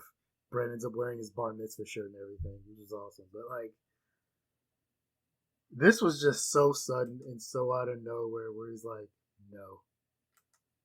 He realized though, like right, like he And wants then Pam, and that's where he was on his way to talk to Pam. He says like to Pam, "Hey, can I have a moment?" Before Roy stands up and is like makes his announcement. he's just like, yeah, I think we should break up. So now they're on so In the now middle they're of a on this lake. boat. They're in the middle of a lake. They're on this boat. They gotta stay on separate sides. She's glaring him down, and he's like just looking around. He's like, "Oh shit!" and like Okay. turns his head. I might have told you this before. I got divorced. My divorce was fine. My first divorce was finalized partially through my last tour in Iraq. Mm. My ex-wife and I remained civil. She moved out. I kept my apartment. She had access to the account. She didn't take my money, but she kept paying the rent for me. She took care of some things while I was gone. So we land in El Paso, Texas. We get to the base. I don't have anybody to pick me up. She was the only one there. She was still in El Paso. Oh wow. She picked me up. So she picks me up. Fort Bliss, Texas is in the middle of El Paso. I lived on the west side of El Paso. It was a 25-minute drive. Mm. This was the silentest, most awkward 25-minute drive I've ever had in my life. Now, if you don't mind me asking, which one initiated the divorce? Because that makes it even more awkward, right? Her. Okay. So we had like there really wasn't much to say, and it's like 9 o'clock at night. She drives me there because she like drove to the apartment complex, parked the car, drove my car to pick me up. So I didn't want to drive anyway because it was also like I just came off of like a flight, right? Not a flight. I flew from Kuwait to Ireland, Ireland to Maine, Dang. Maine to El Paso, Texas, with like maybe an hour or two stops in like Ireland and Maine, like layovers for them to like refuel and refit. So you're talking about like maybe 16, 18, 20 hours of travel overall, going across time zones, halfway around the world, everything else. Dang. Like you're just exhausted. Like your body's just not meant to do anything. But yeah, it was just totally awkward, weird, silent. So thank you, and she got in her car and left. Yeah, at least she picked you up, I guess, right? Okay, this is gonna sound weird. So over the next couple of days, I found some things, and I was just like, I got upset because I was like, okay, the next day, have the next day off. Get up, want to eat. Like, okay, let me grab a soda. Let me grab some ice. She took the ice cube trays. Oh, dang. Ordered pizza that night, right? Cool. The second day following, let me go heat up my pizza, man. She took the microwave. Oh, no. The third day. This one I was like, all right, enough's enough. So I had this living room set. I bought the entire set. Couch, love seat. Coffee table, 2 end tables, 2 lamps. Just took 1 lamp. Just one? Set. 1 lamp. And then I had to call her back. And I was like, okay, look, you either got to take this other lamp or you got to give me back that one. This is stupid, I know. But like we bought it from a furniture store in Georgia years before. Yeah, so it's like I can't find it. Like I'm not gonna be able to find a matching lamp like this out here. Like that's not gonna happen.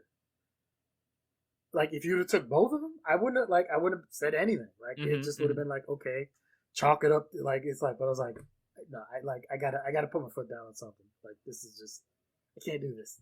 Either take this other lamp or you gotta give me back that one. She gave me back the lamp. And then like over days I would just find little things that like you don't think about that you need and you use. Like we were going someplace and I went to go iron my clothes and I had an iron. I have an ironing board. Dang. And I was just like, I wasn't mad that she took the stuff. Like I said, these are things you need. Right. But it's just the inconvenience of, like I said, I needed ice. And you don't notice it until you're using it. Until you absolutely need it. I needed ice because I had soda that was warm. And it's like, now I got to go buy ice cube trays at Walmart. right? Yeah, yeah. Like I said, And you don't I want to needed a leave the microwave. house. Like sometimes you're just like, I just want to like chill. I want to heat up my pizza. Right. Like you don't think about your microwave is usually just there. And you're just like, Mm-hmm. I don't have a microwave. I had a microwave. Where'd it go? And then you're like, I know where. Wait, I know. Sorry for that thing, but yeah. That's all So right. like, but just those like, I just to relate, just saying I can relate to some of those awkward moments. Like Yes. Yeah. I've been there in those awkward moments, and then so I can imagine because they probably drove together, right? Yeah. Yeah. They drove in one car more than likely, and I mean she might have had a cell phone. We see that he has a cell phone in the next episode, a little flip phone. She might have had one. She might not have in 2004, 2005. Not everybody True. did. So she's either got to call for a ride or he's got to take her somewhere. If they're living together. And if so, then it's what it's happens another one of there those that night? silent drives that you were talking about. If he Yeah, has it's a to silent drive her. drive. Does she still have her own place? If so, he can easily Yes, drop she her off does. at her car. She does. Yeah. Or he can, drop her off at her place. If they live together, we got to figure some stuff out. Because are we gonna break the lease? Is one of us gonna break the lease? True. Who's leaving?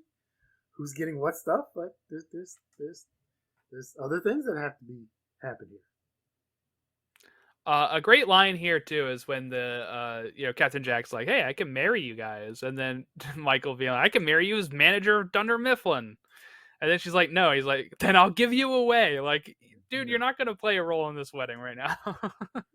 Honestly, he'd be lucky to even be invited to the wedding. That is true, especially if you do continue watching the show and see what he does at a wedding next season. Definitely lucky then. Jim breaks up with Katie. We talked about that. Meredith and Captain Jack sneak away. And while this happens, Michael starts inciting a panic by giving his spiel to the whole ship, saying about how the ship boat is sinking. And we're going to end up at the bottom of the lake. One guy jumps out. We don't have enough room on the lifeboats. Trying to use metaphors for stuff. Yes, he's like, if he would have just waited to see where I was going with this, then he wouldn't be all wet. But Michael gets tied to the handrail, and Jim comes to talk to him, and this is when he shares a secret, and Michael's just pretty much like, hey, BFD, engaged isn't married, and tells him to never, ever, ever give up. And which I guess I saw was the exact phrase that was used in the British office during a similar situation. Oh yeah, probably. I watched the British Office, but I don't remember. I haven't watched it. According to IMDb, it was the exact line. Exactly. Probably, yeah. Gervais probably talking to Martin Freeman's character. And then, of course, Dwight says he's taking him to shore, and the episode just ends with him saying it's a fake wheel, dummy.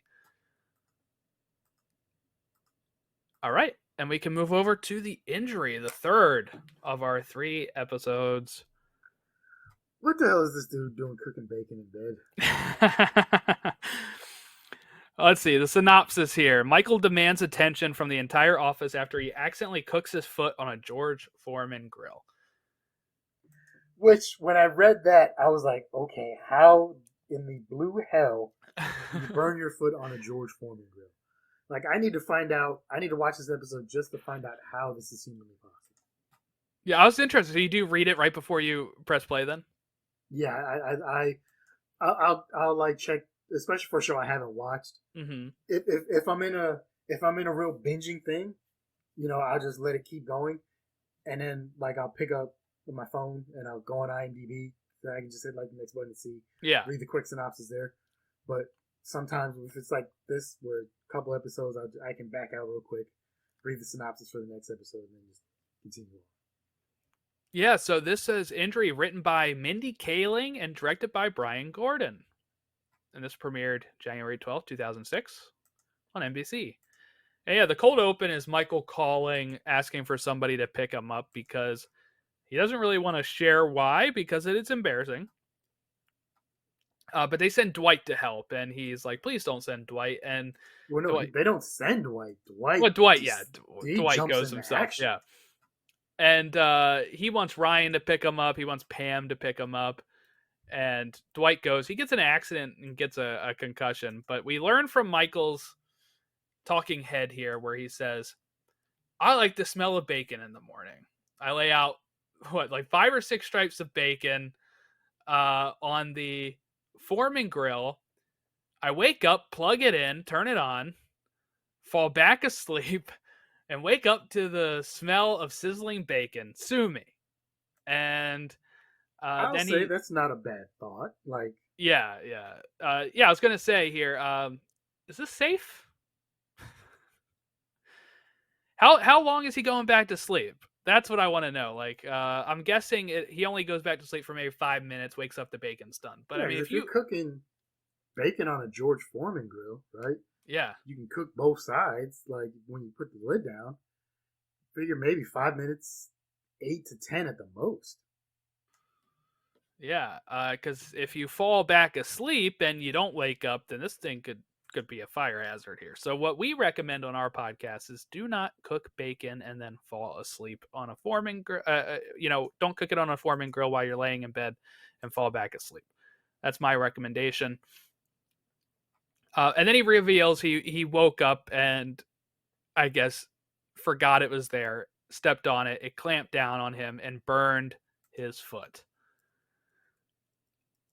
Yeah, we do get a follow-up here on the iPod. Is this the callback you were referring to here? Because Yeah, Pam said yeah. she got like a cheap version of it, right? Roy cheapened out here. Got her a knockoff one. Yeah, because at the end of the Christmas party episode, she ended up getting the teapot because her boyfriend, fiance, told her he was gonna get her an iPod, and he was gonna get her like a sweater instead. So she traded the iPod to Dwight and ended up getting her teapot back. Yeah, and then she's like, yeah, because Roy was gonna get me an iPod or got me an iPod, and then we find out he got her in this episode something else, and Dwight is going to assist her with this at some point too. With it's apparently very durable. You can throw it and it won't break. Dwight gives her a website that he could download music. Before that, we got to rewind a little bit because Dwight gets himself in a little accident. Yes, yep. And ends up vomiting all over the back of his windshield. Yeah, and then still goes and picks up Michael. And so my first thought immediately was like, oh, this dude has some major head trauma, especially when you start vomiting after something like that. Now, this is also we're many years later into finding out about like CTE, right? Head More trauma. of this stuff. That may not have been around. That information may not have been available or around at the time of the show. So I get that.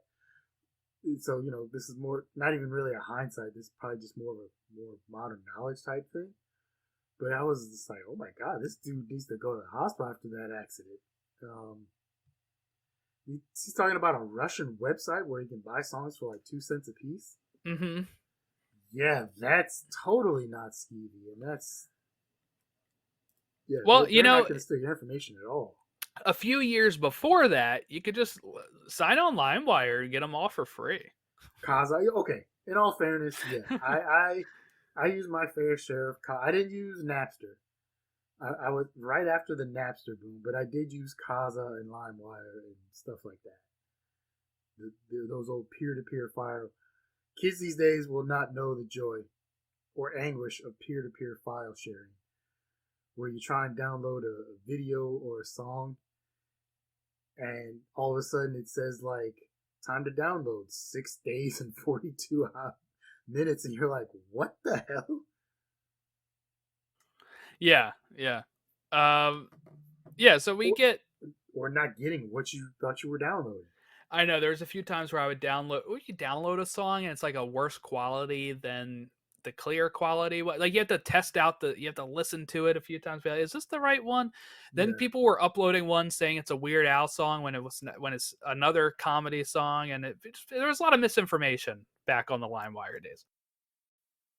Yeah, so we have Michael trying to go to the bathroom at one point too with his crutches, and his shrink wrapped, bubble wrapped foot, and he ends up calling for Toby and Ryan as he has fallen off the toilet, and he asks for Ryan to help him, and Toby's like, he's not here. He watches Ryan. Ryan does like the no, and he's like, Ryan's dead.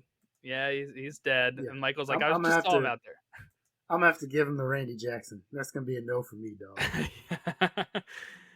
Yeah, and he's like, just get up by yourself. You only grilled your foot.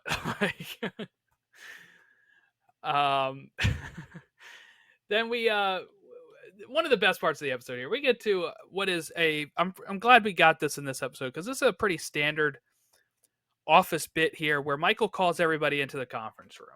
So we get everybody into the conference room here, and he's got Tom Hanks from Big on the wall. He's got a poster of Forrest Gump. He calls in. That's Tom Hanks from Philadelphia. Which one? Not Big. Remember, that's Tom Hanks from Philadelphia. Oh yeah. We have he calls in Billy Merchant, who's the owner of the building that they're in, and he's in a wheelchair. Does this guy show up more than this episode? Yes. Or is this... Yeah. So we see him sporadically through the series. Yeah, this is his first appearance, but he'll show up a few times. Yeah. And he comes in. Michael is so bad with this type of stuff. Obviously he's like saying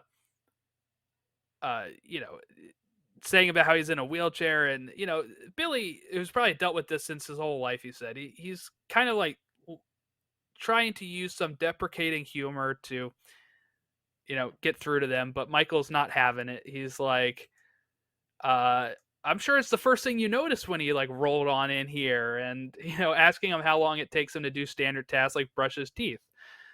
He says 30 seconds, and he's like, that's 3 times longer than a normal person.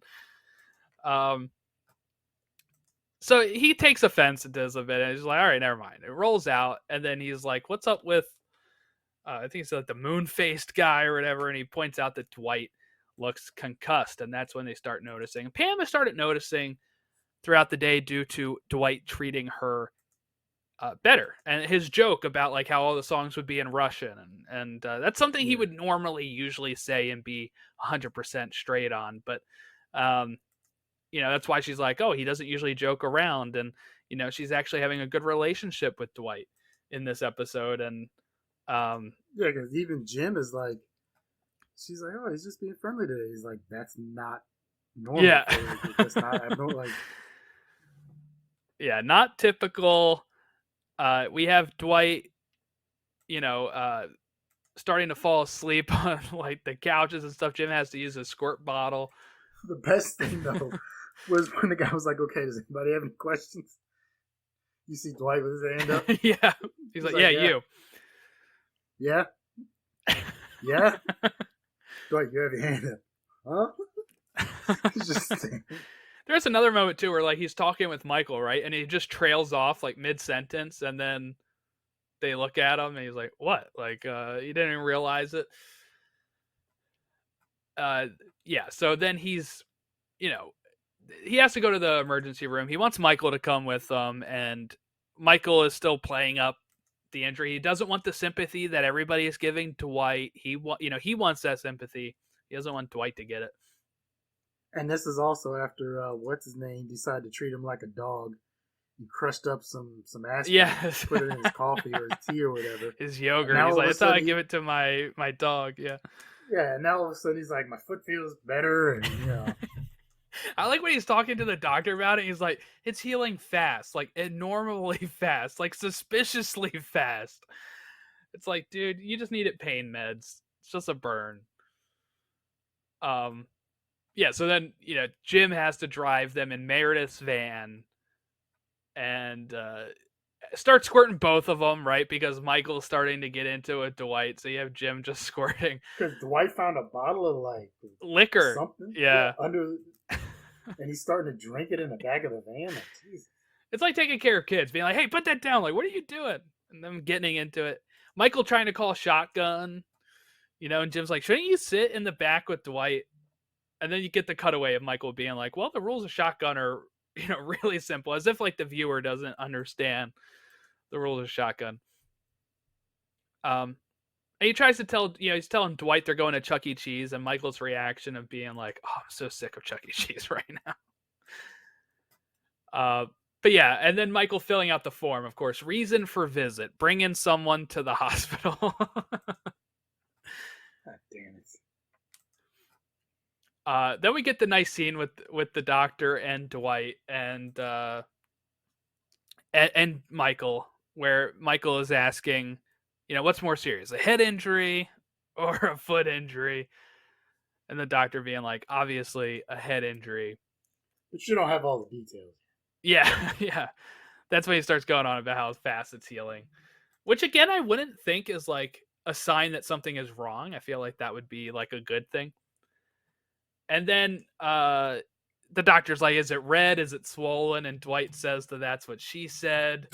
I love the doctor's face when he's, like, laughing at this. I don't know why, but it just makes me laugh all the time. He does, like, this. He's a dirty old man. He got to get giggle out of that. Michael's like, damn it, joke, that's my Dwight. Damn it, Dwight, that's my joke. I just messed that up. And then Michael has to take off all the electronics and metal when he's going back with him. And this is kind of like something a lot of the other shows don't do, like Parks and Rec. Like, Michael actually takes off the mic pack, and you lose the sound of Michael going into the room with Dwight. I really like the way that they do that. And then, of course, him trying to stick his foot in the CAT scan with Dwight.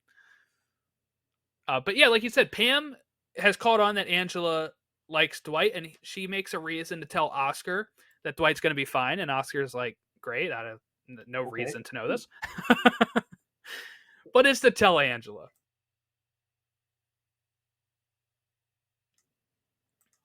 And that's pretty much the injury.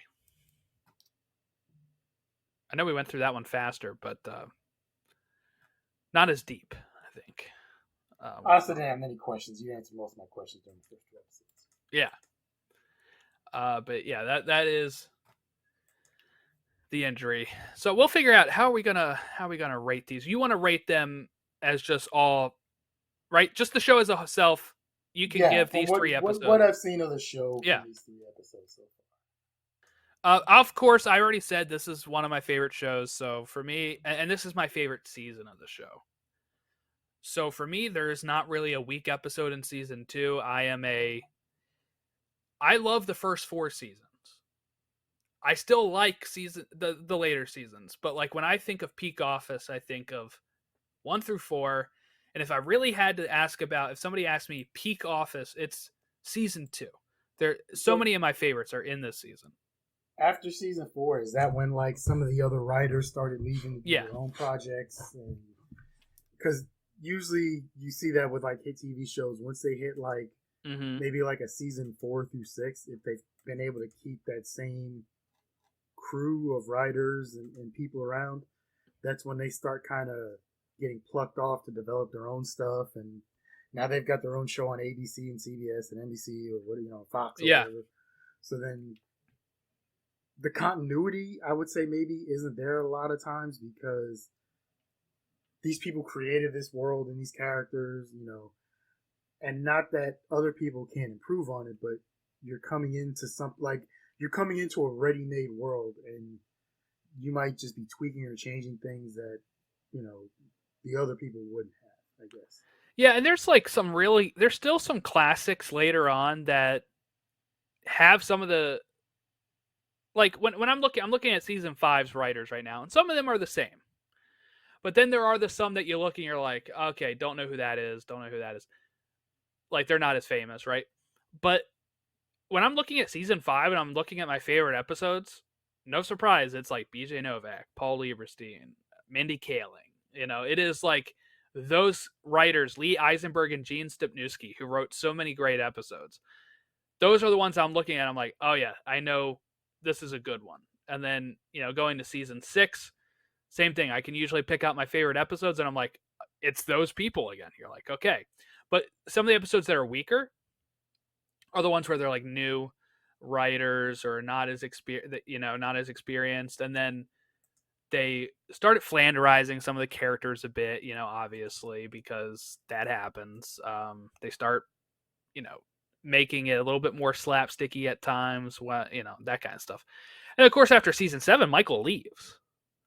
And I think season 8 is probably the worst season, but season 9, the final season, is actually without Michael, still a really great season. I think I really do enjoy what they did in season 9, but the finale is really great. And again, that's Greg Daniels writing it. So there's like, when I look at my favorite episodes, it's usually those writers that were so prominent in these early seasons that act in Now, the show and that know the show. I know. Michael Scott comes back. Yeah, for the finale. In the finale, yeah. Does like Mindy Kaling's character and whoever else left come back for the finale yes. too? Or? Yep. Yeah, I kind of forgot. She left at the end of season 8.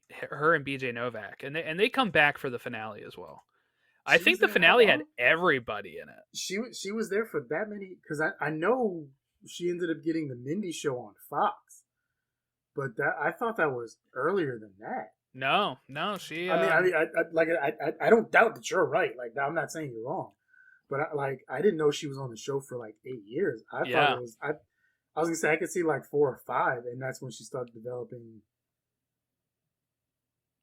I'm looking it up now. When she got the Mindy project. Television, 2012, which was right before season 9. Yeah. Wow, I thought it was a lot earlier than that. Yeah, so she was on there until the end of season 8, and then they came back for, I think, the finale and maybe a couple other episodes, but at that point she was on the Mindy project. And who else had left? There had been quite a few people that had left at that time. I'm sure Craig Robinson had probably been popping in and out at that point. No, he was on it the rest of the way. Oh, okay, wow. Yeah. I figured he was busy with movies and stuff by that point. But... Yeah, well, that's the thing too. Like, Ed Helms joins the show in season 3. His career takes off after The Hangover, and then there's times where they have to write excuses for him to not be in episodes because he's filming Hangover 2 and 3. Like stuff like that. Yeah. And really, I'm trying to think of who else left. And then there's like side characters that come and go, but most of the main cast stay in this show throughout the whole thing. And then, which is crazy because they all started to become really famous. Even some of the lesser known characters started really taking off. I mean, so much so you even still have Phyllis and Stanley do commercials together now. They are on like a Honey Nut Cheerio commercial. Just that released like this year. It's crazy. But yeah, so that is that's it. Okay, so yeah, give me your rating, and then what we're adding to is, would you continue or will you continue at some point? Come back and circle around to this.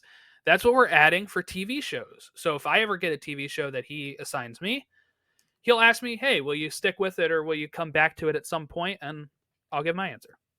Okay. So I'd heard of The Office. I saw clips, various clips. Had little cursory knowledge of some things. And Jim and Pam. And Dwight was a weird dude who had a beet farm somewhere. And there's a stapler and Jello at some point and stuff like that. Like I said, I just never really got around to it. Yeah, Dwight's the Dina of the show. Yeah, that was a big thing when Superstore first came out, was that everyone would say like Dina was the Dwight of Superstore, which I can kind of see maybe a little bit, but once again, I've only seen 3 episodes, so I don't know how accurate that would be. So out of 5, these 3 episodes, I give maybe a 2.5. Wow, really? So Steve Carell is fantastic. Mm-hmm. Right? I mean, so here's the thing: the actors in the show are fantastic. I have no issues with the actors and what they're doing. Mm-hmm. Right? They are great. issues I have, and I think you might see where this is going, is these are horrible, horrible people. Now I know in a lot of shows, Mm-hmm. the people are horrible people as well, and Seinfeld. we have to have some sort of a suspension of disbelief, right? But I genuinely, genuinely hate Michael Scott for these three episodes. Like, he's either at season 1. he is either at or above my level of hate for Mateo. Really? Michael's Just the best from part of these the three show. episodes. I'm not saying that he does, like, there wasn't some funny scenes in there and there weren't some good things, but Dwight is another one. I have a very strong dislike for Dwight. Michael Scott is a horrible human being, not even a bad manager. Now, it could be, like you said, because he is such a doofus and doesn't. Yeah, they soften him up. The people end up actually liking him in the show. Like, the characters all end up actually liking him. But as you were talking and you were saying, like, he doesn't get invited places, and you brought up the wedding, and I'm like, yeah, I would, like, if I'm Jim and I'm marrying Pam, I'm making it a point to invite everybody except he and Dwight. No, those two are not going. Mm-hmm. Otherwise, the wedding is off. Like, I will cancel and move away. That is not happening. But I like I said, I just have a strong dislike for Dwight. Maybe I could soften on him. I don't know. Yeah. After just these 3 episodes, there is a level of incompetence and hate for Michael, and it's just like, wow. Oh, I did not think I could feel that way. Will I continue? I'll be honest, I don't know. Mm-hmm. I know, like you said, and we talked about, there was a change in Michael from season 1 to season 2. Yeah. Like I said, I had read about that they had made some changes in him between season 1 and season 2, between just how his character was and part of the popularity that he had achieved from 40-Year-Old Virgin. So they didn't want, like, they wanted to lean into that more. Like, we have this guy who's really getting popular now. Like, he can't be an a-hole all the time. Right.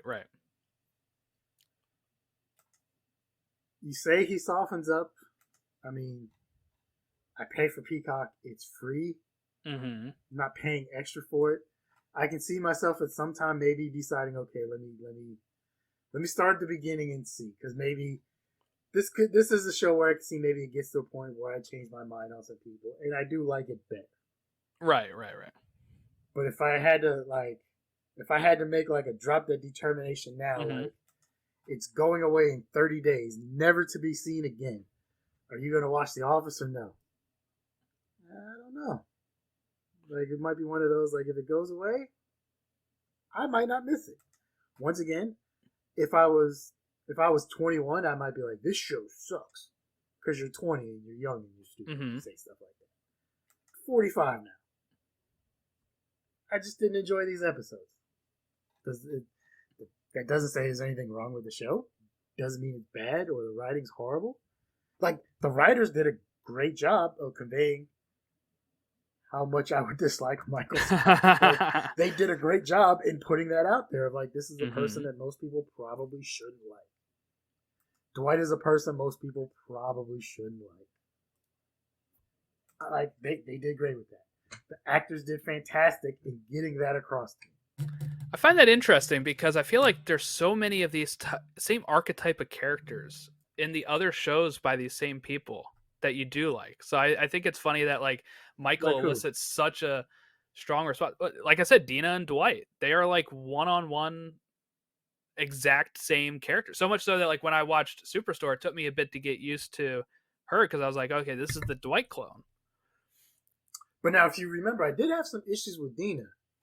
Yeah, but not like at times, like, she was dislikable. I did bring up, like, she was dislikable, and there was a lot of things that she did that were questionable, to say the least. And now, I'd say, her. Leslie Knope is a female Michael Scott.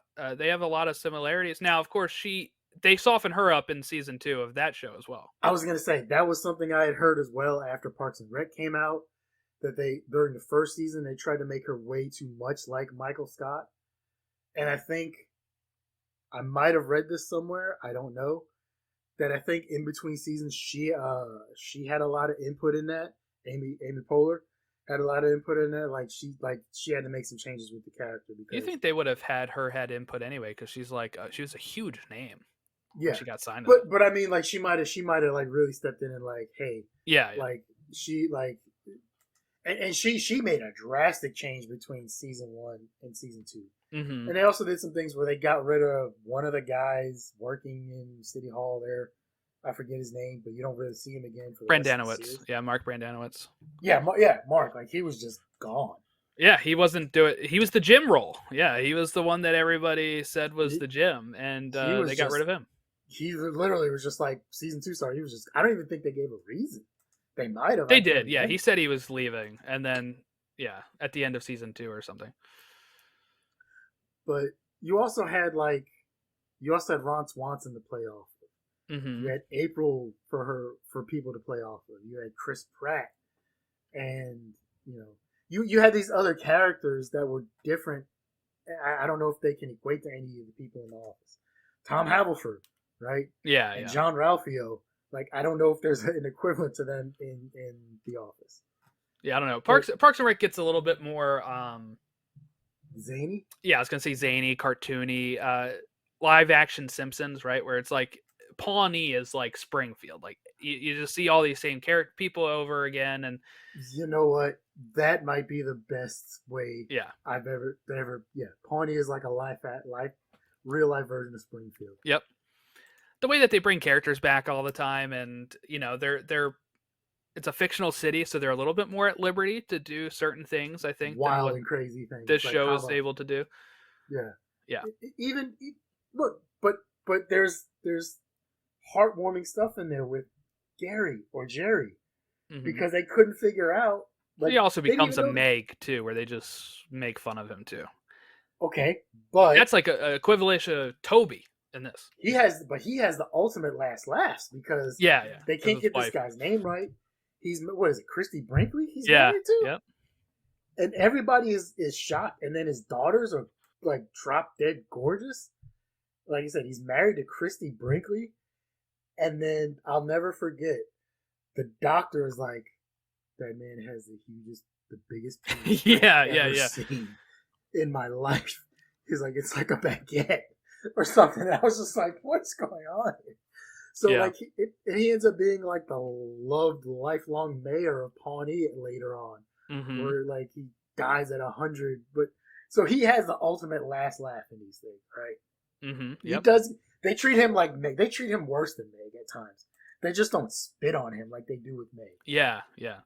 Like that's the only thing. Probably because the actor was like, "Yeah, we're not doing that at all." But I might go back to it. I don't know. Well, I think if you do, I was going to say, these might not have been the best ones to... Because I didn't realize you would have such like a cringe factor for Michael. I know some people do, some people don't. For me, he's my favorite part of the show. So like when he's doing awful stuff, I absolutely adore it. But I know for some people that is a... Well, so I'd heard before that, like, people like The Office, but some of the people in The Office are just not good people. And it's like, there's different ways of looking at it, right? And I had heard that, but I was like, it's a TV show, right? These people and these characters are supposed to be like exaggerated beyond belief. And like I said, Glenn is a character like that's just, especially with his religious beliefs, it's just way beyond belief, right? But there's heartwarming things in there, and you can find some stuff. And like you said, maybe it's just these 3 episodes, but from the first episode, I was like, this guy is just... Especially when you... Like, I kind of get, like, you can't be Santa Claus for reasons. Yeah. You want to expound on that more, buddy? No, I don't think I will. You know what I'm saying. But, so... Like I said, it's not a bad show. Maybe it's just not for me. I may give it a chance because I may watch season 1 and finish season 2 Because I figure by the end of season 2, I was gonna I say, should have a if you really do good that, cast. and if you do not like it by the end of season 2, I would turn it off because, That's what it was going to be like. I yeah, can't imagine it's going to change drastically that much after the end of I season mean, it 2. does change drastically, but in the sense of like for me, for the worse, right? Like, I love season 3. I love, like I said, the first 4 seasons are great. Like I said, it becomes a little bit more over the top. Sometimes more mean spirited at times. Again, from other characters, not from Michael. And for me, like the pureness of the show is those first 4 seasons where I felt like really it was everybody versus Michael in that sense, right? Like the whole office kind of got along for the most part, except for like Michael and Dwight stuff, right? And in this, later on they kind of go down, and then they introduce so many more characters, so many more locations at times that I felt like what I really liked about this show and this season and these episodes too is just kind of the focus on all right, it's this group of people that work together in this office, and not trying to go too far outside of that. But so I was gonna say, like, if you don't like it by the end of season 2, for me, like, this is the peak of the show is season 2, probably like in that first half of the season or finale area.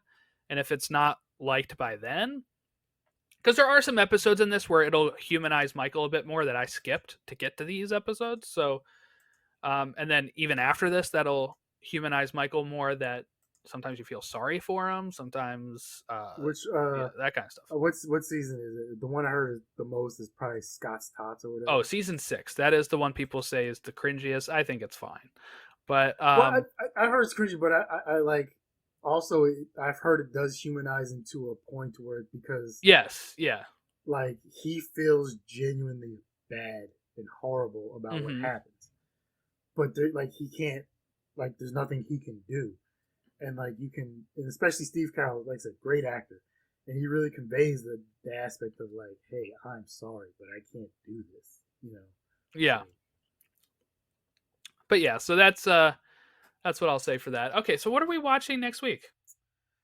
so as we were going into this week, I was thinking of giving you a TV show as well. And I know we had talked for some time, and I went through like 4 different movies and like had a TV show lined up. Right. We can always move it around. But you have, I'm going to go with a movie. You've shared some great comedies with me in the last couple of months that I hadn't seen. Airplane, and I just listened to Rat Race podcast again, like which was a great, you know. And I was like, yeah, you know what? Let's get some. Let's laugh. We're going to 1997. Weird time in the world. Mm-hmm. Austin Powers, International Man of Mystery. All right. Let me write It this down. is. It is basically. It's the first one, right? It is the first one. Okay. It is basically a spoof. Hold on. Wait a minute. I might have to change that because I don't know if it's streaming, and I don't want you to have to buy it. Is it really not streaming anywhere? I should have done my homework on this before.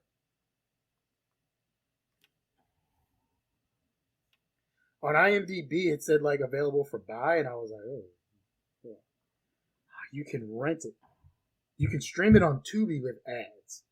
All right, so that's fine enough. We got it for. There's a Okay. way to watch it for free.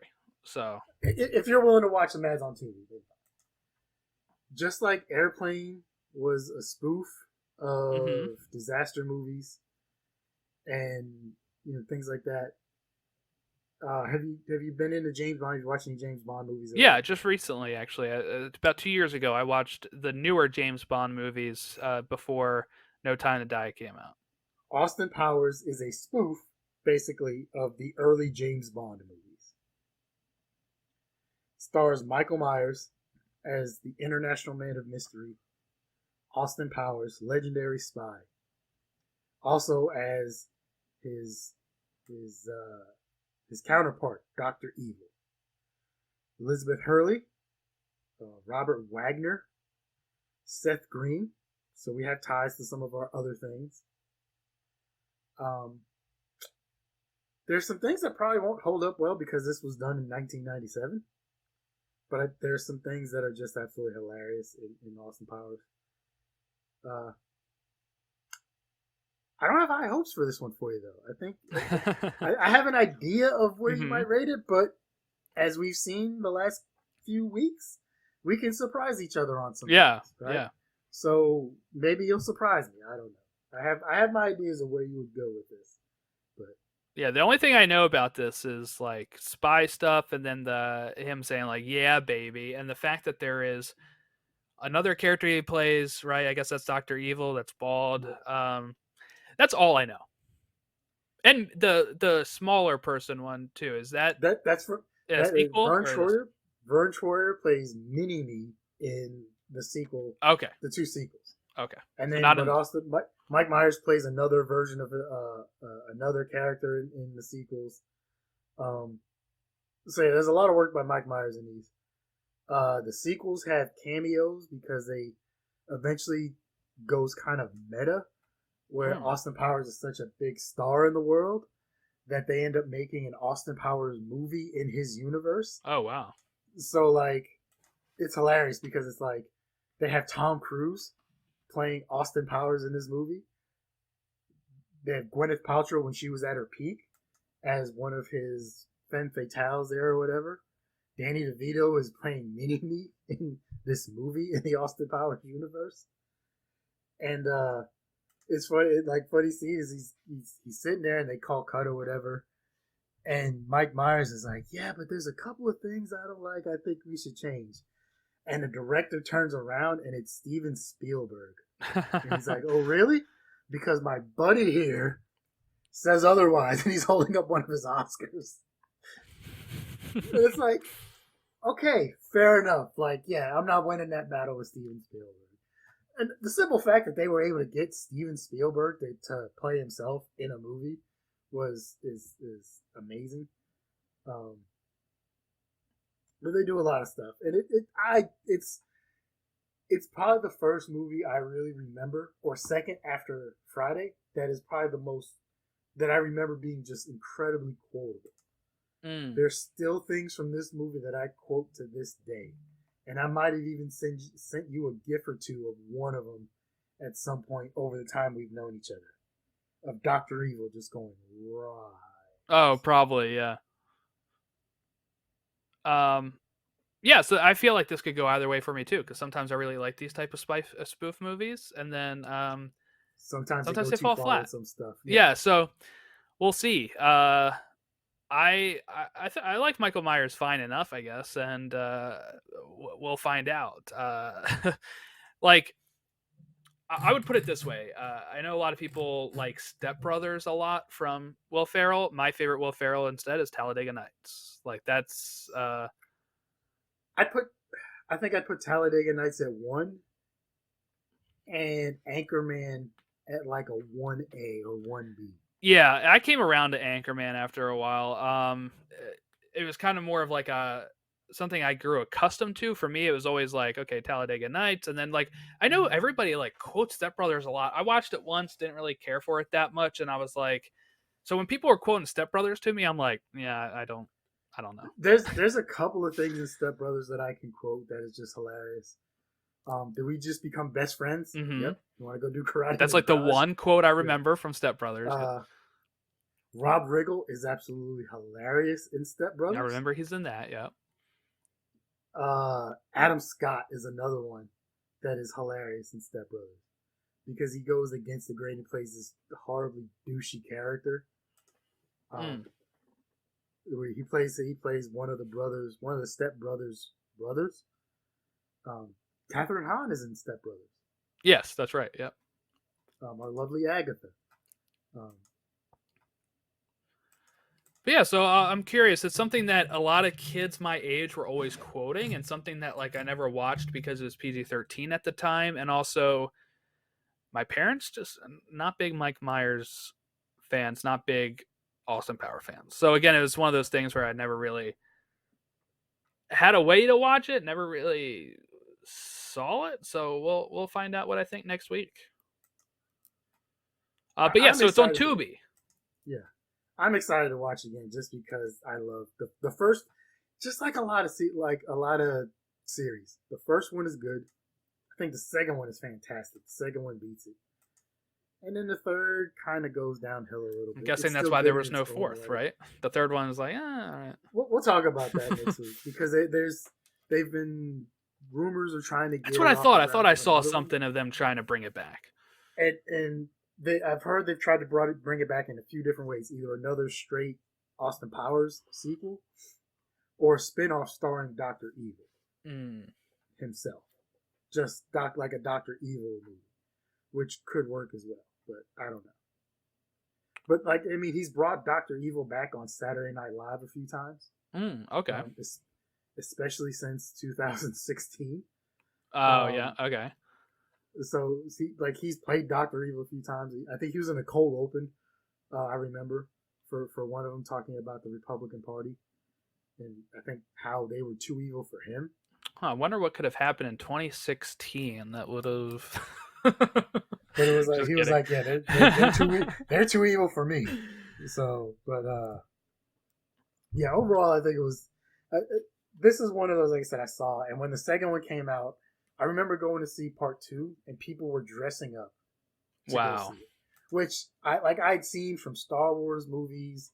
And I know what happened in Lord of the Rings movies. And yeah, but not like a comedy usually. I hadn't expected to see a bunch of people dressed as Austin Powers. Oh, it had a huge increase of box office too, so that explains it. All right. Well, The Spy. What is it? The International Man of Mystery. Austin Powers. Now, I'll say this as well. If you can find some stuff online, Comedy Central did a thing. I think it was called Canned Ham, right? And it was like a counterpiece that went along with it, which it was kind of like a spoof mockumentary of like they were interviewing like Dr. Evil and Austin Powers and some other things, which some of the stuff that went in there was pretty funny. It's not necessary viewing or anything, but I think it was like 30 minutes long. This is one of those, like the special features on the DVDs are pretty good because some of the deleted scenes we'll talk about next week are just absolutely hilarious. Interesting. All right. So Austin Powers, International Man of Mystery on Tubi is where you can watch it right now. And we will talk about it next week as we are leading up to this will be our first episode released in 2024. So that's yeah. How am I getting all the holiday stuff? Yeah, is Austin Powers a good New Year's? It's not a bad way to ring in the new year. Yeah. But you know why? Because he does go through some growth. You'll see, there's some growth in this movie. So yeah, it's a good way to ring in the new year. All right, perfect. So there you go. We will talk Austin Powers next week. Make sure you leave all your feedback or any sort of suggestions in the comments below the YouTube, or you can contact us at any of the social medias that are in the links in the show notes as well. Have a great rest of your week and Happy New Year to 2024 as we see you next time in a new year.